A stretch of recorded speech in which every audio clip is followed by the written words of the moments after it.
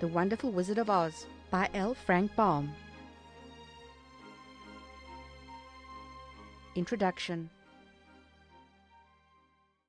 Folklore, legends, myths, and fairy tales have followed childhood through the ages, for every healthy youngster has a wholesome and instinctive love for stories fantastic, marvelous, and manifestly unreal. The winged fairies of Grimm and Andersen have brought more happiness to childish hearts than all other human creations. Yet the old-time fairy tale, having served for generations, may now be classed as historical in the children's library, for the time has come for a series of newer wonder tales in which the stereotyped genie, dwarf, and fairy are eliminated, together with all the horrible and blood-curdling incident devised by their authors to point a fearsome moral to each tale. Modern education includes morality. Therefore the modern child seeks only entertainment in its wonder tales, and gladly dispenses with all the disagreeable incident. Having this thought in mind, the story of The Wonderful Wizard of Oz was written solely to pleasure children of today. It aspires to being a modernized fairy tale in which the wonderment and joy are retained, and the heartaches and nightmares are left out. L. Frank Baum, Chicago, April 1900. Chapter 1 of The Wonderful Wizard of Oz by L. Frank Baum. The Cyclone. Dorothy lived in the midst of the great Kansas prairies with Uncle Henry, who was a farmer, and Aunt Em, who was the farmer's wife. Their house was small, for the lumber to build it had to be carried by wagon many miles. There were 4 walls, a floor, and a roof, which made one room. This room contained a rusty-looking cooking stove, a cupboard for the dishes, a table, 3 or 4 chairs, and the beds. Uncle Henry and Aunt Em had a big bed in one corner, and Dorothy a little bed in another corner. There was no garret at all, and no cellar, except a small hole dug in the ground, called a cyclone cellar, where the family could go in case one of those great whirlwinds arose, mighty enough to crush any building in its path. It was reached by a trap-door in the middle of the floor, from which a ladder led down into the small dark hole. When Dorothy stood in the doorway and looked around, she could see nothing but the great grey prairie on every side. Not a tree nor a house broke the broad sweep of flat country that reached the edge of the sky in all directions. The sun had baked the ploughed land into a grey mass, with little cracks running through it. Even the grass was not green, for the sun had burned the tops of the long blades until they were the same grey colour to be seen everywhere. Once the house had been painted, but the sun blistered the paint and the rains washed it away, and now the house was as dull and grey as everything else. When Aunt Em came there to live, she was a young, pretty wife. The sun and wind had changed her too. They had taken the sparkle from her eyes, and had left them a sober grey. They had taken the red from her cheeks and lips, and they were grey also. She was thin and gaunt, and never smiled now. When Dorothy, who was an orphan, first came to her, Aunt Em had been so startled by the child's laughter that she would scream and press her hand upon her heart whenever Dorothy's merry voice reached her ears, and she still looked at the little girl with wonder that she could find anything to laugh at. Uncle Henry never laughed. He worked hard from morning till night, and did not know what joy was. He was grey also, from his long beard to his rough boots, and he looked stern and solemn, and rarely spoke. It was Toto that made Dorothy laugh, and saved her from growing as grey as her other surroundings. Toto was not grey. He was a little black dog, with long silky hair, and small black eyes that twinkled merrily on either side of his funny wee nose. Toto played all day long, and Dorothy played with him and loved him dearly. Today, however, they were not playing. Uncle Henry sat upon the doorstep and looked anxiously at the sky, which was even greyer than usual. Dorothy stood in the door with Toto in her arms and looked at the sky too. Aunt Em was washing the dishes. From the far north they heard a low wail of the wind, and Uncle Henry and Dorothy could see where the long grass bowed in waves before the coming storm. There now came a sharp whistling in the air from the south, and as they turned their eyes that way, they saw ripples in the grass coming from that direction also. Suddenly Uncle Henry stood up. "There's a cyclone coming, Em," he called to his wife. "I'll go look after the stock. Then he ran towards the sheds where the cows and horses were kept. Aunt Em dropped her work and came to the door. One glance told her of the danger close at hand. "Quick, Dorothy!" she screamed. "Run for the cellar!" Toto jumped out of Dorothy's arms and hid under the bed, and the girl started to get him. Aunt Em, badly frightened, threw open the trapdoor in the floor and climbed down the ladder into the small dark hole. Dorothy caught Toto at last and started to follow her aunt. When she was halfway across the room there came a great shriek from the wind, and the house shook so hard that she lost her footing and sat down suddenly upon the floor. A strange thing then happened. The house whirled around 2 or 3 times and slowly rose through the air. Dorothy felt as if she were going up in a balloon. The north and south winds met where the house stood, and made it the exact center of the cyclone. In the middle of a cyclone the air is generally still, but the great pressure of the wind on every side of the house raised it up higher and higher until it was at the very top of the cyclone, and there it remained and was carried miles and miles away as easily as you could carry a feather. It was very dark, and the wind howled horribly around her, but Dorothy found she was riding quite easily. After the first few whirls around, and one other time when the house tipped badly, she felt as if she was being rocked gently like a baby in a cradle. Toto did not like it. He ran about the room, now here, now there, barking loudly, but Dorothy sat quite still on the floor and waited to see what would happen. Once Toto got too near the open trapdoor and fell in, and at first the little girl thought she had lost him, but soon she saw one of his ears sticking up through the hole, for the strong pressure of the air was keeping him up so that he could not fall. She crept to the hole, caught Toto by the ear and dragged him into the room again, afterward closing the trapdoor so no more accidents could happen. Hour after hour passed away, and slowly Dorothy got over her fright, but she felt quite lonely, and the wind shrieked so loudly all about her that she nearly became deaf. At first she had wondered if she would be dashed to pieces when the house fell again, but as the hours passed and nothing terrible happened, she stopped worrying and resolved to wait calmly and see what the future would bring. At last she crawled over the swaying floor to her bed and lay down upon it, and Toto followed and lay down beside her. In spite of the swaying of the house and the wailing of the wind, Dorothy soon closed her eyes and fell fast asleep. End of Chapter 1. The Council with the Munchkins. She was awakened by a shock so sudden and severe that if Dorothy had not been lying on the soft bed she might have been hurt. As it was, the jar made her catch her breath and wonder what had happened, and Toto put his cold little nose into her face and whined dismally.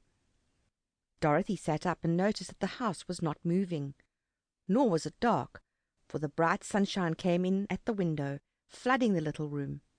She sprang from her bed, and with Toto at her heels ran and opened the door. The little girl gave a cry of amazement and looked about her, her eyes growing bigger and bigger at the wonderful sights she saw. The cyclone had set the house down very gently for a cyclone, in the midst of a country of marvelous beauty. There were lovely patches of green sward all about, with stately trees bearing rich and luscious fruits. Banks of gorgeous flowers were on every hand, and birds with rare and brilliant plumage sang and fluttered in the trees and bushes. A little way off was a small brook, rushing and sparkling along between green banks, and murmuring in a voice very grateful to a little girl who had lived so long on the dry grey prairies. While she stood looking eagerly at the strange and beautiful sights, she noticed coming toward her a group of the queerest people she had ever seen. They were not as big as the grown folk she had always been used to, but neither were they very small. In fact, they seemed about as tall as Dorothy, who was a well-grown child for her age, although they were, so far as looks go, many years older. 3 were men and 1 a woman, and all were oddly dressed. They wore round hats that rose to a small point a foot above their heads, with little bells around the brims that tinkled sweetly as they moved. The hats of the men were blue, the little woman's hat was white, and she wore a white gown that hung in plaits from her shoulders, Over it were sprinkled little stars that glistened in the sun like diamonds. The men were dressed in blue, of the same shade as their hats, and wore well-polished boots with a deep roll of blue at the tops. The men, Dorothy thought, were about as old as Uncle Henry, for 2 of them had beards. But the little woman was doubtless much older. Her face was covered with wrinkles, her hair was nearly white, and she walked rather stiffly. When these people drew near the house where Dorothy was standing in the doorway, they paused and whispered among themselves, as if afraid to come farther. But the little old woman walked up to Dorothy, made a low bow, and said in a sweet voice, "You are welcome, most noble sorceress, to the land of the Munchkins. We are so grateful to you for having killed the wicked witch of the East, and for setting our people free from bondage." Dorothy listened to this speech with wonder. What could the little woman possibly mean by calling her a sorceress, and saying she had killed the wicked witch of the East? Dorothy was an innocent, harmless little girl who had been carried by a cyclone many miles from home, and she had never killed anything in her life. But the little woman evidently expected her to answer, so Dorothy said with hesitation, "You are very kind, but there must be some mistake. I have not killed anything." "Your house did, anyway," replied the little old woman with a laugh. "And that's the same thing. See," she continued, pointing to the corner of the house. "There are her 2 toes, still sticking out from under a block of wood." Dorothy looked and gave a little cry of fright. There indeed, just under the corner of the great beam the house rested on, 2 feet were sticking out, shod in silver shoes with pointed toes. "Oh dear, oh dear!" cried Dorothy, clasping her hands together in dismay. "The house must have fallen on her. Whatever shall we do?" "There is nothing to be done," said the little woman calmly. "But who was she?" asked Dorothy. "She was the wicked witch of the East, as I said," answered the little woman. "She has held all the Munchkins in bondage for many years, making them slave for her night and day. Now they are all set free, and are grateful to you for the favor." "Who are the Munchkins?" inquired Dorothy. "They are the people who live in this land of the East, where the wicked witch ruled." "Are you a Munchkin?" asked Dorothy. "No, but I am their friend, although I live in the land of the North. When they saw the witch of the East was dead, the Munchkins sent a swift messenger to me, and I came at once. I am the witch of the North." "Oh, gracious!" cried Dorothy. "Are you a real witch?" "Yes, indeed," answered the little woman, "but I am a good witch, and the people love me. I am not as powerful as the wicked witch who has ruled here, or I should have set the people free myself." "But I thought all witches were wicked," said the girl, who was half frightened at facing a real witch. "Oh, no, that is a great mistake. There were only 4 witches in all the land of Oz, and 2 of them, those who live in the North and the South, are good witches. I know this is true, for I am one of them myself, and cannot be mistaken. Those who dwelt in the East and the West were indeed wicked witches, but now that you have killed one of them, there is but one wicked witch in all the land of Oz, the one who lives in the West."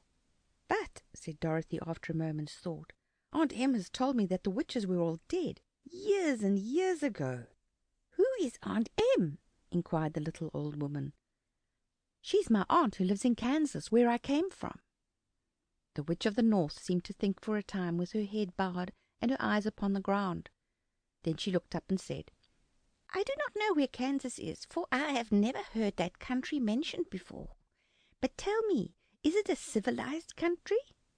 "Oh, yes," replied Dorothy. "Then that accounts for it. In the civilized countries I believe there are no witches left, nor wizards, nor sorceresses, nor magicians. But you see, the land of Oz has never been civilized, for we are cut off from all the rest of the world. Therefore we still have witches and wizards amongst us." "Who are the wizards?" asked Dorothy. "Oz himself is the great wizard," answered the witch, sinking her voice to a whisper. "He is more powerful than all the rest of us together. He lives in the City of Emeralds." Dorothy was going to ask another question, but just then the Munchkins, who had been standing silently by, gave a loud shout and pointed to the corner of the house where the wicked witch had been lying. "What is it?"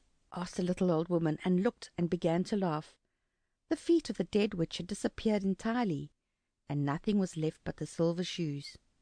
"She was so old," explained the Witch of the North, "that she dried up quickly in the sun.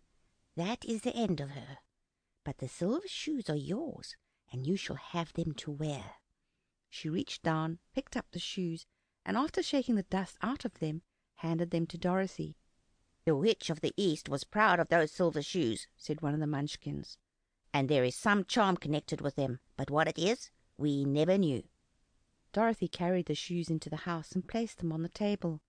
Then she came out again to the Munchkins and said, "I am anxious to get back to my aunt and uncle, for I'm sure they will worry about me. Can you help me find my way?" The Munchkins and the witch first looked at one another, then at Dorothy, and then shook their heads.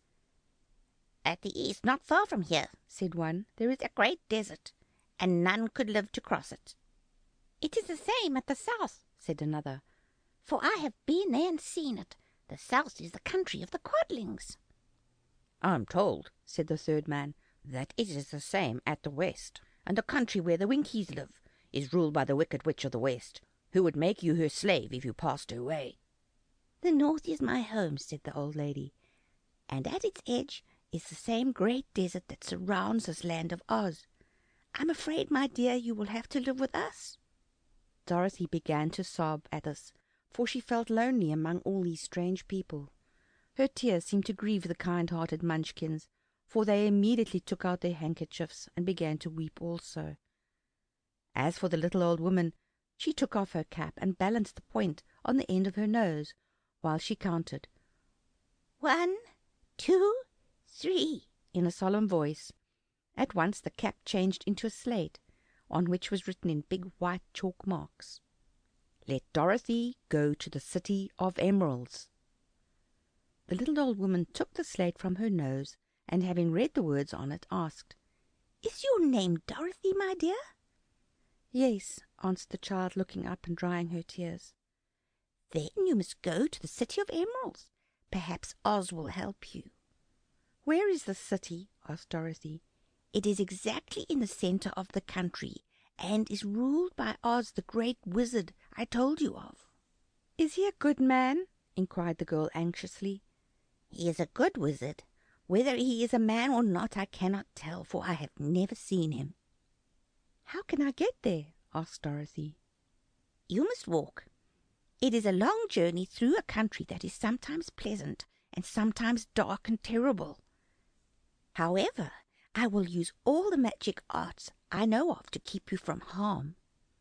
"Won't you go with me?" pleaded the girl, who had begun to look upon the little old woman as her only friend. "No, I cannot do that," she replied, "but I will give you my kiss, and no one will dare injure a person who has been kissed by the Witch of the North." She came up close to Dorothy and kissed her gently on the forehead. Where her lips touched the girl, they left a round shining mark, as Dorothy found out soon after. "The road to the City of Emeralds is paved with yellow brick," said the witch, "so you cannot miss it. When you get to Oz, do not be afraid of him, but tell your story and ask him to help you. Goodbye, my dear." The three Munchkins bowed low to her and wished her a pleasant journey, after which they walked away through the trees. The witch gave Dorothy a friendly little nod, whirled around on her left heel 3 times, and straightway disappeared, much to the surprise of little Toto, who barked after her loudly enough when she had gone, because he'd been afraid to even growl while she stood by. But Dorothy, knowing her to be a witch, had expected her to disappear in just that way, and was not surprised in the least. End of Chapter 2. How Dorothy Saved the Scarecrow. When Dorothy was left alone, she began to feel hungry, so she went to the cupboard and cut herself some bread, which she spread with butter. She gave some to Toto, and taking a pail from the shelf, she carried it down to the little brook and filled it with clear, sparkling water. Toto ran over to the trees and began to bark at the bird sitting there. Dorothy went to get him, and saw such delicious fruit hanging from the branches that she gathered some of it, finding it just what she wanted to help out her breakfast. Then she went back to the house, and having helped herself and Toto to a good drink of the cool, clear water, she set about making ready for the journey to the City of Emeralds. Dorothy had only one other dress, but that happened to be clean and was hanging on a peg beside her bed. It was gingham, with checks of white and blue, and although the blue was somewhat faded with many washings, it was still a pretty frock. The girl washed herself carefully, dressed herself in the clean gingham, and tied her pink sunbonnet on her head. She took a little basket and filled it with bread from the cupboard, laying a white cloth over the top. Then she looked down at her feet and noticed how old and worn her shoes were. "They surely will never do for a long journey, Toto," she said, and Toto looked up into her face with his little black eyes and wagged his tail to show her he knew what she meant. At that moment Dorothy saw lying on the table the silver shoes that had belonged to the Witch of the East. "I wonder if they will fit me," she said to Toto. "They would be just the thing to take a long walk in, for they could not wear out." She took off her old leather shoes and tried on the silver ones, which fitted her as well as if they had been made for her. Finally she picked up her basket. "Come along, Toto," she said. "We will go to the Emerald City and ask the Great Oz how to get back to Kansas again." She closed the door, locked it, and put the key carefully in the pocket of her dress, and so, with Toto trotting along soberly behind her, she started on her journey. There were several roads nearby, but it did not take her long to find the one paved with yellow brick. Within a short time she was walking briskly towards the Emerald City, her silver shoes tinkling merrily on the hard yellow roadbed. The sun shone bright, and the birds sang sweet, and Dorothy did not feel nearly as bad as you might think a little girl would, who had been suddenly whisked away from her own country and set down in the midst of a strange land. She was surprised as she walked along to see how pretty the country road was about her. There were neat fences at the sides of the road, painted a dainty blue color, and beyond them were fields of grain and vegetables in abundance. Evidently the Munchkins were good farmers, and able to raise large crops. Once in a while she would pass a house, and the people came out to look at her and bow low as she went by, for everyone knew she had been the means of destroying the wicked witch and setting them free from bondage. The houses of the Munchkins were odd-looking dwellings, for each was round, with a big dome for a roof. All were painted blue, for in this country of the East blue was the favorite color. Towards evening, when Dorothy was tired with her long walk and began to wonder where she would pass the night, she came to a house rather larger than the rest. On the green lawn before it many men and women were dancing. 5 little fiddlers played as loudly as possible, and the people were laughing and singing, while a big table nearby was loaded with delicious fruits and nuts, pies and cakes, and many other good things to eat. The people greeted Dorothy kindly, and invited her to supper and to pass the night with them, for this was the home of one of the richest Munchkins in the land, and his friends were gathered with him to celebrate their freedom from the bondage of the wicked witch. Dorothy ate a hearty supper, and was waited upon by the rich Munchkin himself, whose name was Bock. Then she sat down upon a settee and watched the people dance. When Bock saw her silver shoes, he said, "You must be a great sorceress." "Why?" asked the girl. "Because you wear silver shoes and have killed the wicked witch. Besides, you have white in your frock, and only witches and sorceresses wear white." "My dress is blue and white checked," said Dorothy, smoothing out the wrinkles in it. "It is kind of you to wear that," said Bock. "Blue is the color of the Munchkins, and white is the witch color, so we know you are a friendly witch." Dorothy did not know what to say to this, for all the people seemed to think her a witch, and she knew very well she was only an ordinary little girl who had come by the chance of a cyclone into a strange land. When she had tired watching the dancing, Bock led her into the house, where he gave her a room with a pretty bed in it. The sheets were made of blue cloth, and Dorothy slept soundly in them till morning, with Toto curled up on the blue rug beside her. She ate a hearty breakfast, and watched a wee Munchkin baby, who played with Toto and pulled his tail, and crowed and laughed in a way that greatly amused Dorothy. Toto was a fine curiosity to all the people, for they had never seen a dog before. "How far is it to the Emerald City?" the girl asked. "I do not know," answered Bock gravely, "for I have never been there. It is better for people to keep away from Oz, unless they have business with them. But it's a long way to the Emerald City, and it will take you many days. The country here is rich and pleasant, but you must pass through rough and dangerous places before you reach the end of your journey." This worried Dorothy a little, but she knew that only the great Oz could help her to get to Kansas again, so she bravely resolved not to turn back. She bade her friends good-bye and again started along the road of yellow brick. When she had gone several miles, she thought she would stop to rest, and so climbed to the top of the fence beside the road and sat down. There was a great cornfield beyond the fence, and not far away she saw a scarecrow, placed high on a pole to keep the birds from the ripe corn. Dorothy leaned her chin upon her hand and gazed thoughtfully at the scarecrow. Its head was a small sack stuffed with straw, with eyes, nose, and mouth painted on it to represent a face. An old pointed blue hat that had belonged to some Munchkin was perched on his head, and the rest of the figure was a blue suit of clothes, worn and faded, which had also been stuffed with straw. On the feet were some old boots with blue tops, such as every man wore in this country, and the figure was raised above the stalks of corn by means of the pole stuck up its back. While Dorothy was looking earnestly into the queer painted face of the scarecrow, she was surprised to see one of his eyes slowly wink at her. She thought she must have been mistaken at first, for none of the scarecrows in Kansas ever wink. But presently the figure nodded its head to her in a friendly way. Then she climbed down from the fence and walked up to it, while Toto ran around the pole and barked. "Good day," said the scarecrow in rather a husky voice. "Did you speak?" asked the girl in wonder. "Certainly," answered the scarecrow. "How do you do?" "I'm pretty well, thank you," replied Dorothy politely. "How do you do?" "I'm not feeling well," said the scarecrow with a smile, "for it's very tedious being perched up here night and day to scare away crows." "Can't you get down?" asked Dorothy. "No, for this pole is stuck up my back. If you will please take away the pole, I shall be greatly obliged to you." Dorothy reached up both arms and lifted the figure off the pole, for being stuffed with straw it was quite light. "Thank you very much," said the scarecrow, when he had been set down on the ground. "I feel like a new man." Dorothy was puzzled at this, for it sounded queer to hear a stuffed man speak, and to see him bow and walk along beside her. "Who are you?" asked the scarecrow when he stretched himself and yawned. "And where are you going?"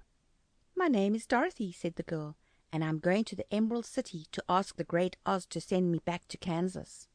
"Where is the Emerald City?" he inquired. "And who is Oz?" "Why, don't you know?" she returned in surprise. "No, indeed, I don't know anything. You see, I'm stuffed, and so I have no brains at all," he answered sadly. "Oh," said Dorothy, "I'm awfully sorry for you." "Do you think," he asked, "if I go to the Emerald City with you, that the great Oz will give me some brains?" "I cannot tell," she returned, "but you may come with me if you like. If Oz will not give you any brains, you will be no worse off than you are now." "That is true," said the scarecrow. "You see," he continued confidentially, "I don't mind my legs and arms and body being stuffed, because I cannot get hurt.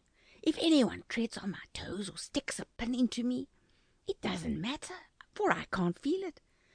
But I do not want people to call me a fool, and if my head stays stuffed with straw instead of with brains, as yours is, how am I ever to know anything?" "I understand how you feel," said the little girl, who was truly sorry for him. "If you will come with me, I'll ask Oz to do all he can for you." "Thank you," he answered gratefully. They walked back to the road. Dorothy helped him over the fence, and they started along the path of yellow brick for the Emerald City. Toto did not like this addition to the party at first. He smelled around the stuffed man as if he suspected there might be a nest of rats in the straw, and he often growled in an unfriendly way at the scarecrow. "Don't mind Toto," said Dorothy to her new friend. "He never bites." "Oh, I'm not afraid," replied the scarecrow. "He can't hurt the straw. Do let me carry that basket for you. I shall not mind it, for I can't get tired. I'll tell you a secret," he continued as he walked along. "There is only one thing in the world I'm afraid of." "What is that?" asked Dorothy. "The Munchkin farmer who made you?" "No," answered the scarecrow. "It's a lighted match." End of chapter 3. The Road Through the Forest. After a few hours the road began to be rough, and the walking grew so difficult that the Scarecrow often stumbled over the yellow brick, which were here very uneven. Sometimes, indeed, they were broken or missing altogether, leaving holes that Toto jumped across and Dorothy walked around.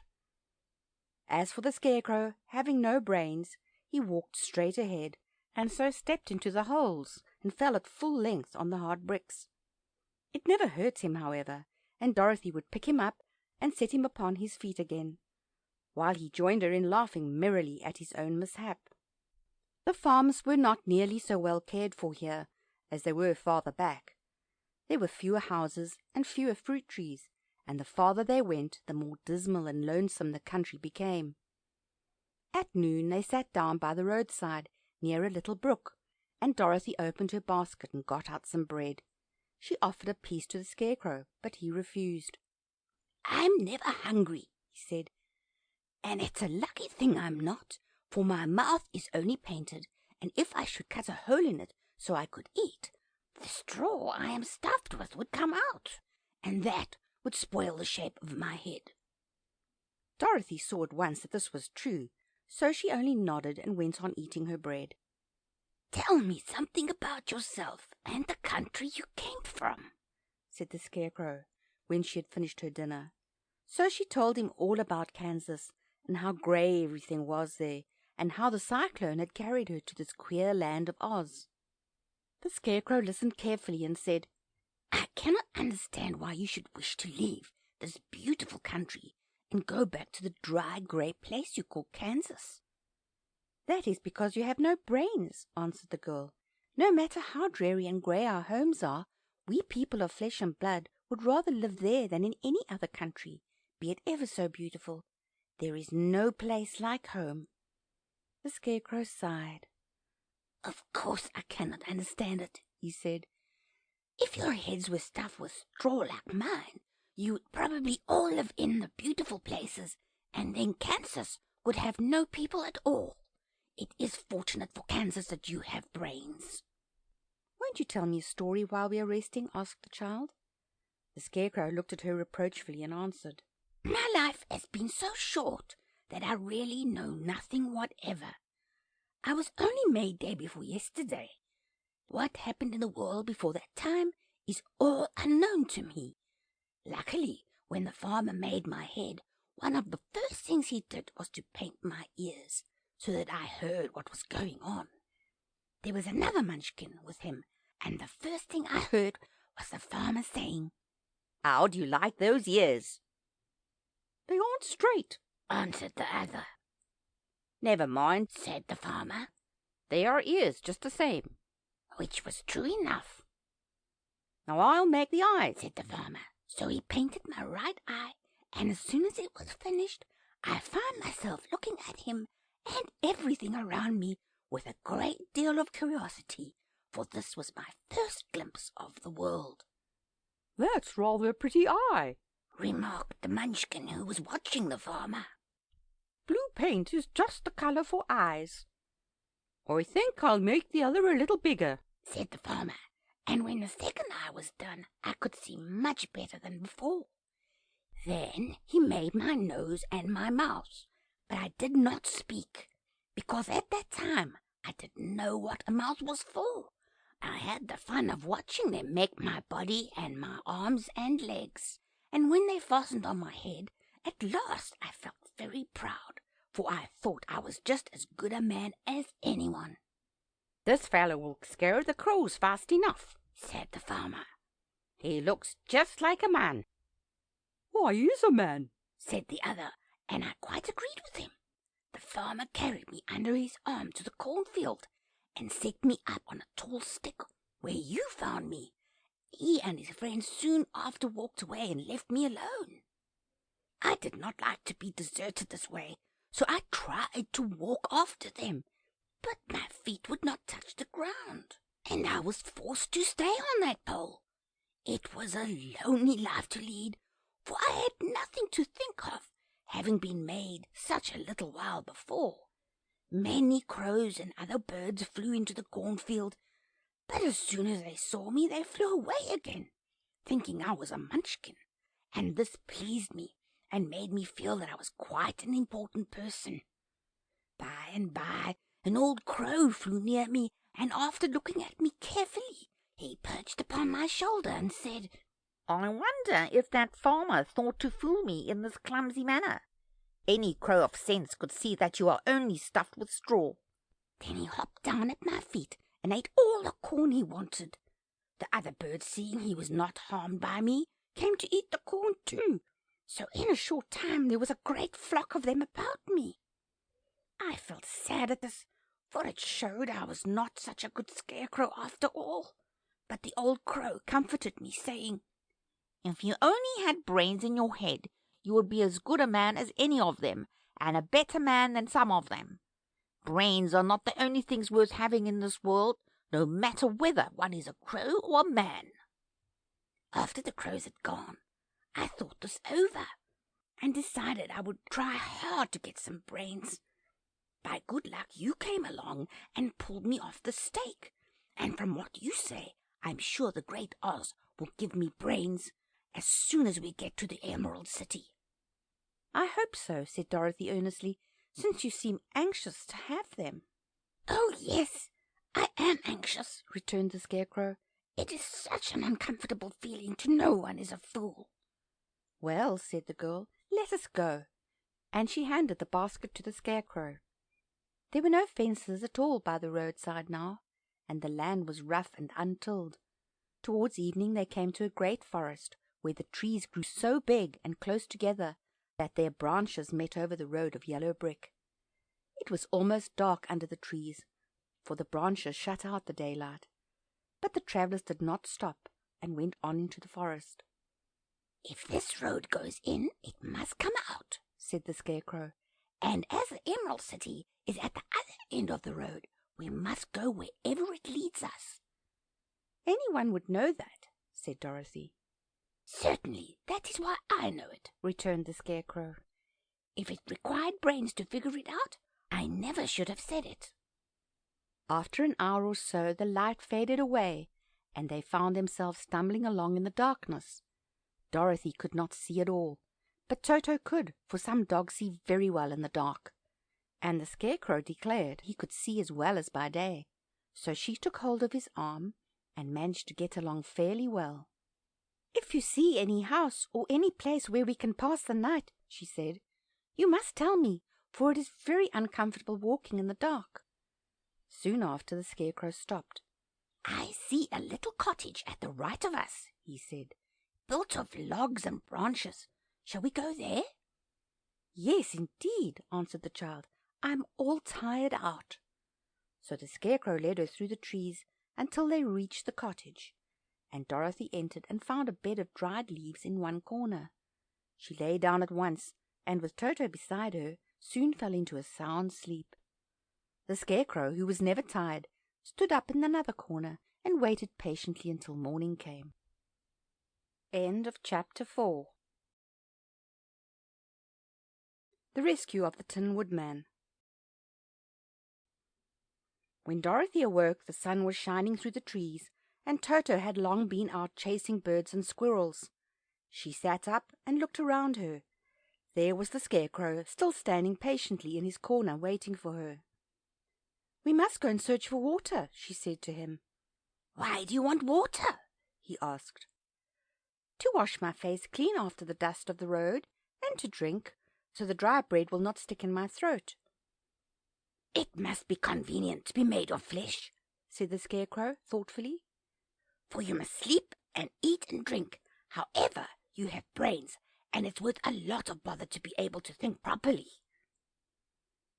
They left the cottage and walked through the trees until they found a little spring of clear water, where Dorothy drank and bathed and ate her breakfast. She saw there was not much bread left in the basket, and the girl was thankful the Scarecrow did not have to eat anything, for there was scarcely enough for herself and Toto for the day. When she had finished her meal and was about to go back to the road of yellow brick, she was startled to hear a deep groan near by. "What was that?" she asked timidly. "I cannot imagine," replied the Scarecrow, "but we can go and see." Just then another groan reached their ears, and the sound seemed to come from behind them. They turned and walked through the forest a few steps, when Dorothy discovered something shining in a ray of sunshine that fell between the trees. She ran to the place, and then stopped short with a cry of surprise. One of the big trees had been partly chopped through, and standing beside it, with an uplifted axe in his hands, was a man made entirely of tin. His head and arms and legs were jointed upon his body, but he stood perfectly motionless, as if he could not stir at all. Dorothy looked at him in amazement, and so did the Scarecrow, while Toto barked sharply and made a snap at the tin legs, which hurt his teeth. "Did you groan?" asked Dorothy. "Yes," answered the Tin Man, "I did, and no one has ever heard me before or come to help me." "What can I do for you?" she inquired softly, for she was moved by the sad voice in which the man spoke. "Get an oil can and oil my joints," he answered. "They are rusted so badly that I cannot move them at all. If I am well oiled, I shall soon be all right again. You will find an oil can on a shelf in my cottage." Dorothy at once ran back to the cottage and found the oil can, and then she returned and asked anxiously, "Where are your joints?" "Oil my neck first," replied the Tin Woodman. So she oiled it, and as it was quite badly rusted, the Scarecrow took hold of the tin head and moved it gently from side to side until it worked freely, and then the man could turn it himself. "Now oil the joints in my arms," he said. And Dorothy oiled them, and the Scarecrow bent them carefully until they were quite free from rust and as good as new. The Tin Woodman gave a sigh of satisfaction and lowered his axe, which he leaned against the tree. "This is a great comfort," he said. "I have been holding that axe in the air ever since I rusted, and I'm glad to be able to put it down at last. Now, if you will oil the joints of my legs, I shall be all right once more." So they oiled his legs until he could move them freely, and he thanked them again and again for his release, for he seemed a very polite creature and very grateful. "I might have stood there always if you had not come along," he said. "So you have certainly saved my life. How did you happen to be here?" "We're on our way to the Emerald City to see the Great Oz," she answered, "and we stopped at your cottage to pass the night." "Why do you wish to see Oz?" he asked. "I want him to send me back to Kansas, and the Scarecrow wants him to put a few brains into his head," she replied.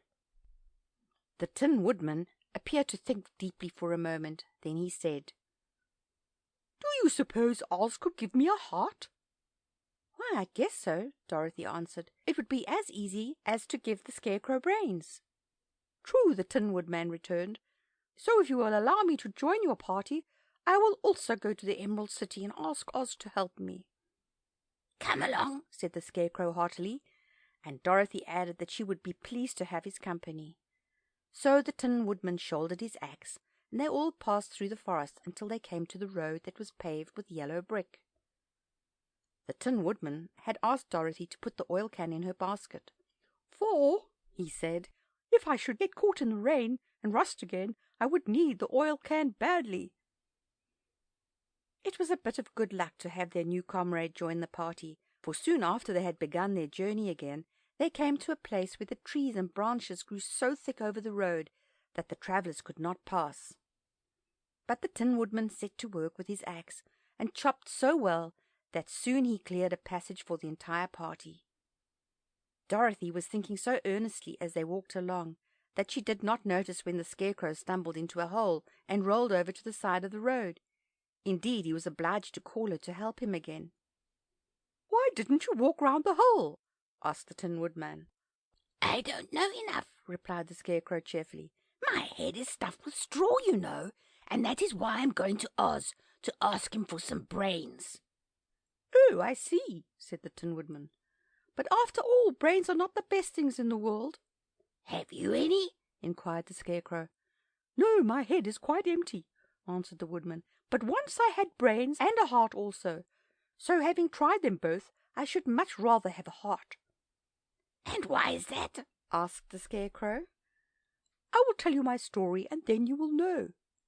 So while they were walking through the forest, the Tin Woodman told the following story.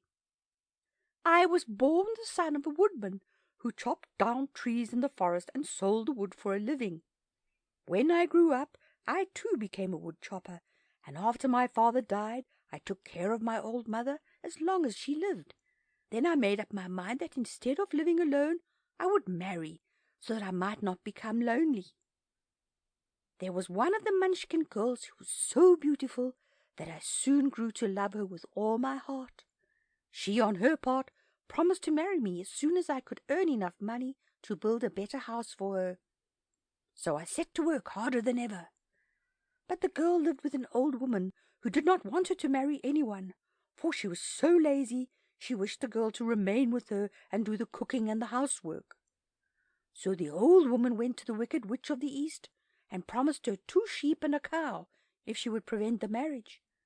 Thereupon the Wicked Witch enchanted my axe, and when I was chopping away at my best one day, for I was anxious to get the new house and my wife as soon as possible, the axe slipped all at once and cut off my left leg.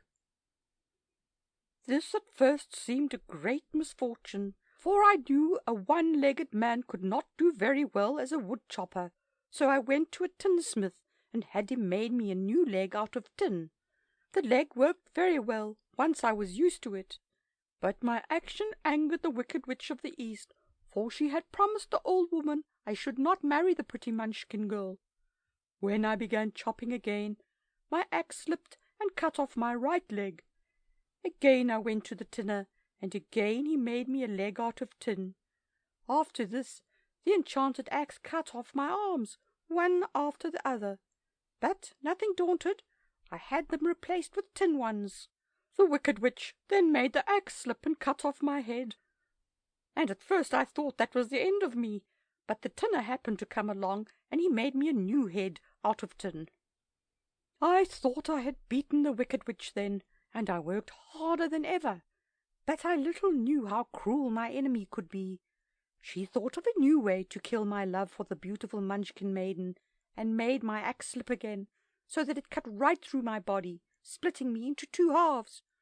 Once more the tinner came to my help, and made me a body of tin, fastening my tin arms and legs and head to it by means of joints, so that I could move around as well as ever.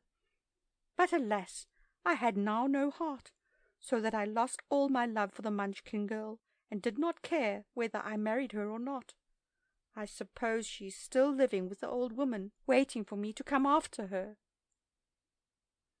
My body shone so brightly in the sun that I felt very proud of it, and it did not matter now if my axe slipped, for it could not cut me. There was only one danger, that my joints would rust, but I kept an oil can in my cottage, and took care to oil myself whenever I needed it. However, there came a day when I forgot to do this, and being caught in a rainstorm before I thought of the danger, my joints had rusted, and I was left to stand in the woods until you came to help me. It was a terrible thing to undergo, but during the year I stood there, I had time to think that the greatest loss I had known was the loss of my heart. While I was in love, I was the happiest man on earth, but no one can love who has not a heart, and so I am resolved to ask Oz to give me one. If he does, I will go back to the Munchkin maiden and marry her. Both Dorothy and the Scarecrow had been greatly interested in the story of the Tin Woodman. Now they knew why he was so anxious to get a new heart. All the same, said the Scarecrow, I shall ask for brains instead of a heart, for a fool would not know what to do with a heart if he had one. I shall take the heart, returned the Tin Woodman, for brains do not make one happy, and happiness is the best thing in the world. Dorothy did not say anything, for she was puzzled to know which of the 2 friends was right, and she decided if she could only get back to Kansas and Aunt Em, it did not matter so much whether the Woodman had no brains and the Scarecrow had no heart, or each got what he wanted.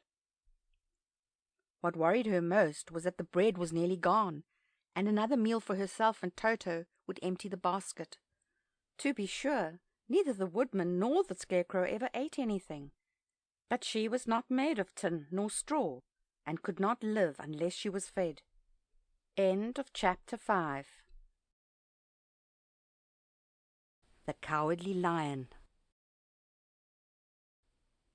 All this time Dorothy and her companions had been walking through the thick woods. The road was still paved with yellow brick, but these were much covered by dried branches and dead leaves from the trees, and the walking was not at all good. There were few birds in this part of the forest, for birds love the open country where there is plenty of sunshine. But now and then there came a deep growl from some wild animal hidden among the trees. These sounds made the little girl's heart beat fast, for she did not know what made them. But Toto knew, and he walked close to Dorothy's side and did not even bark in return.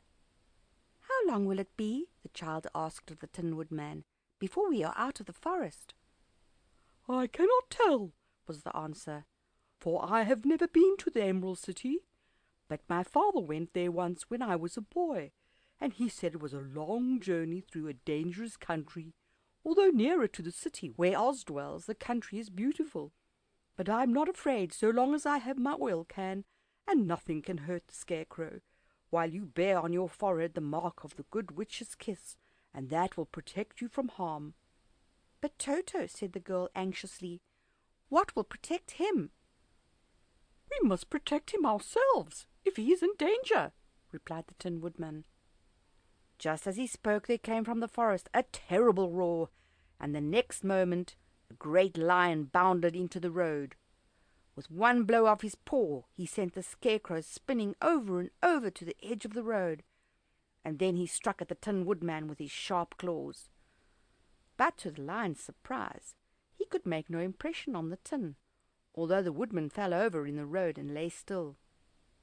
Little Toto, now that he had an enemy to face, ran barking towards the lion, and the great beast had opened his mouth to bite the dog, when Dorothy, fearing Toto would be killed, and heedless of danger, rushed forward and slapped the lion upon his nose as hard as she could, while she cried out, "Don't you dare to bite Toto! You ought to be ashamed of yourself, a big beast like you, to bite a poor little dog." "I didn't bite him," said the lion, as he rubbed his nose with his paw where Dorothy had hit it. "No, but you tried to," she retorted. "You're nothing but a big coward." "I know it," said the lion, hanging his head in shame. "I've always known it, but how can I help it?" "I don't know, I'm sure, to think of you striking a stuffed man like the poor Scarecrow." "Is he stuffed?" asked the lion in surprise, as he watched her pick up the Scarecrow and set him upon his feet, while she patted him into shape again. "Of course he's stuffed," replied Dorothy, who was still angry. "That's why he went over so easily," remarked the lion. "It astonished me to see him whirl around so. Is the other one stuffed also?" "No," said Dorothy. "He's made of tin," and she helped the Woodman up again. "That's why he nearly blunted my claws," said the lion. "When they scratched against the tin, it made a cold shiver run down my back. What is that little animal you are so tender of?" "He is my dog Toto," answered Dorothy. "Is he made of tin or stuffed?" asked the lion. "Neither. He's a meat dog," said the girl. "Oh, he's a curious animal and seems remarkably small. Now that I look at him, no one would think of biting such a little thing except a coward like me," continued the lion sadly. "What makes you a coward?" asked Dorothy, looking at the great beast in wonder, for he was as big as a small horse. "It is a mystery," replied the lion. "I suppose I was born that way. All the other animals in the forest naturally expect me to be brave, for the lion is everywhere thought to be the king of beasts.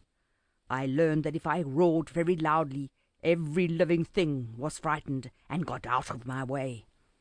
Whenever I've met a man, I've been awfully scared, but I just roared at him, and he has always run away as fast as he could go. If the elephants and the tigers and the bears had ever tried to fight me, I should have run myself. I am such a coward. But just as soon as they hear me roar, they all try to get away from me, and of course I let them go." "But that isn't right. The king of beasts shouldn't be a coward," said the Scarecrow. "I know it," returned the lion, wiping a tear from his eye with the tip of his tail. "It is my great sorrow, and makes my life very unhappy. But whenever there is danger, my heart begins to beat fast." "Perhaps you have heart disease," said the Tin Woodman. "It may be," said the Lion. "If you have," continued the Tin Woodman, "you ought to be glad, for it proves you have a heart. For my part, I have no heart, so I cannot have heart disease." "Perhaps," said the Lion thoughtfully, "if I had no heart, I should not be a coward." "Have you brains?" asked the Scarecrow. "I suppose so. I have never looked to see," replied the Lion. "I am going to the Great Oz to ask him to give me some," remarked the Scarecrow, "for my head is stuffed with straw." "And I am going to ask him to give me a heart," said the Woodman. "And I'm going to ask him to send Toto and me back to Kansas," added Dorothy. "Do you think Oz could give me courage?" asked the Cowardly Lion. "Just as easily as he could give me brains," said the Scarecrow. "Or give me a heart," said the Tin Woodman. "Or send me back to Kansas," said Dorothy. "Then, if you don't mind, I'll go with you," said the Lion, "for my life is simply unbearable without a bit of courage." "You will be very welcome," answered Dorothy, "for you will help to keep away the other wild beasts. It seems to me they must be more cowardly than you are, if they allow you to scare them so easily." "They really are," said the Lion, "but that doesn't make me any braver. As long as I know myself to be a coward, I shall be unhappy." So once more the little company set off upon the journey, the Lion walking with stately strides at Dorothy's side. Toto did not approve this new comrade at first, for he could not forget how nearly he had been crushed between the Lion's great jaws. But after a time he became more at ease, and presently Toto and the Cowardly Lion had grown to be good friends. During the rest of that day there was no other adventure to mar the peace of their journey. Once, indeed, the Tin Woodman stepped upon a beetle that was crawling along the road, and killed the poor little thing. This made the Tin Woodman very unhappy, for he was always careful not to hurt any living creature, and as he walked along he wept several tears of sorrow and regret. These tears ran slowly down his face and over the hinges of his jaw, and there they rusted. When Dorothy presently asked him a question, the Tin Woodman could not open his mouth, for his jaws were tightly rusted together. He became greatly frightened at this, and made many motions to Dorothy to relieve him, but she could not understand. The Lion was also puzzled to know what was wrong, but the Scarecrow seized the oil can from Dorothy's basket and oiled the Woodman's jaws, so that after a few moments he could talk as well as before. "This will serve me a lesson," said he, "to look where I step, for if I should kill another bug or beetle I should surely cry again, and crying rusts my jaws so that I cannot speak." Thereafter he walked very carefully with his eyes on the road, and when he saw a tiny ant toiling by he would step over it so as not to harm it. The Tin Woodman knew very well he had no heart, and therefore he took great care never to be cruel or unkind to anything. "You people with hearts," he said, "have something to guide you, and need never do wrong. But I have no heart, and so I must be very careful. When Oz gives me a heart, of course I needn't mind so much." End of chapter 6. The Journey to the Great Oz. They were obliged to camp out that night under a large tree in the forest, for there were no houses near. The tree made a good thick covering to protect them from the dew, and the Tin Woodman chopped a great pile of wood with his axe, and Dorothy built a splendid fire that warmed her and made her feel less lonely. She and Toto ate the last of their bread, and now she did not know what they would do for breakfast.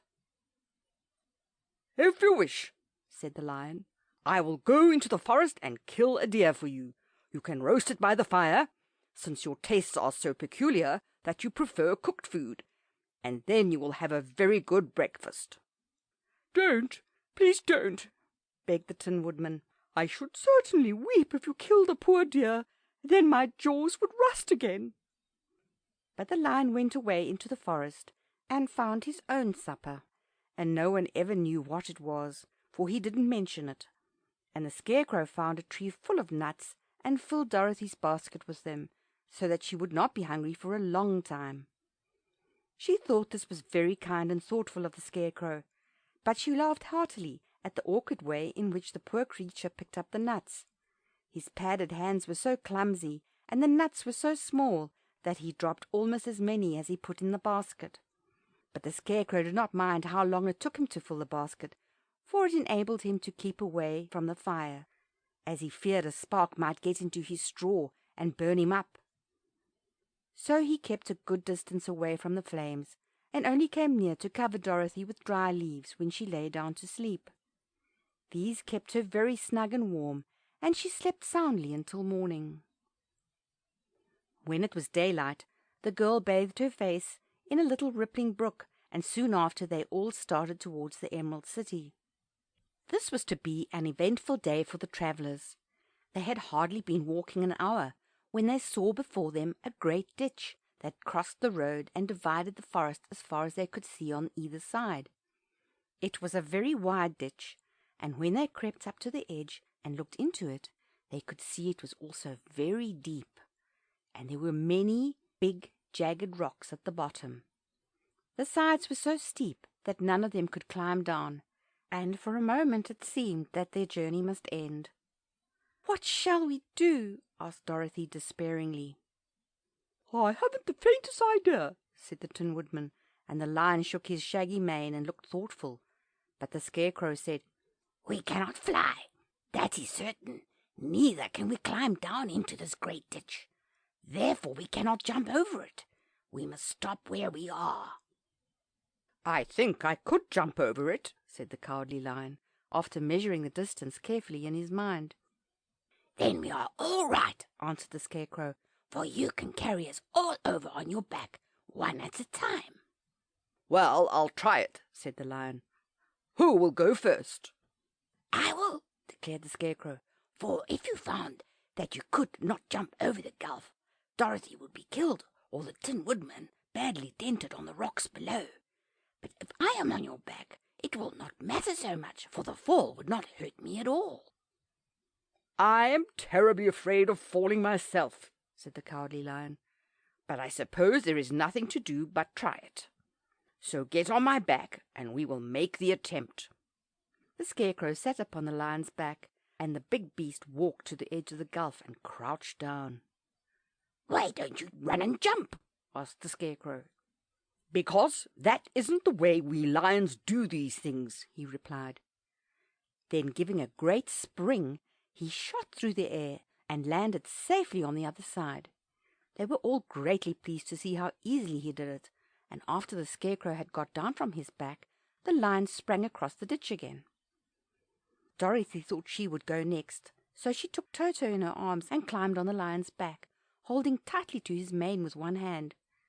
The next moment it seemed as if she was flying through the air, and then, before she had time to think about it, she was safe on the other side.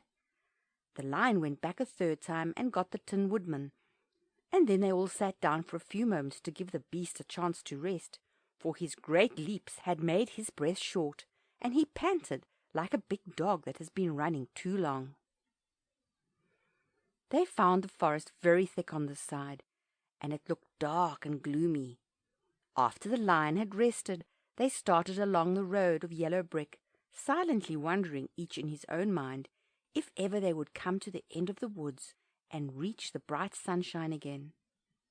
To add to their discomfort, they soon heard strange noises in the depths of the forest, and the Lion whispered to them that it was in this part of the country that the Kalidas lived. "What are the Kalidas?" asked the girl. "They are monstrous beasts with bodies like bears and heads like tigers," replied the Lion, "and with claws so long and sharp that they could tear me in two as easily as I could kill Toto. I am terribly afraid of the Kalidas." "I am not surprised that you are," returned Dorothy. "They must be dreadful beasts." The Lion was about to reply when suddenly they came to another gulf across the road, but this one was so broad and deep that the Lion knew at once he could not leap across it.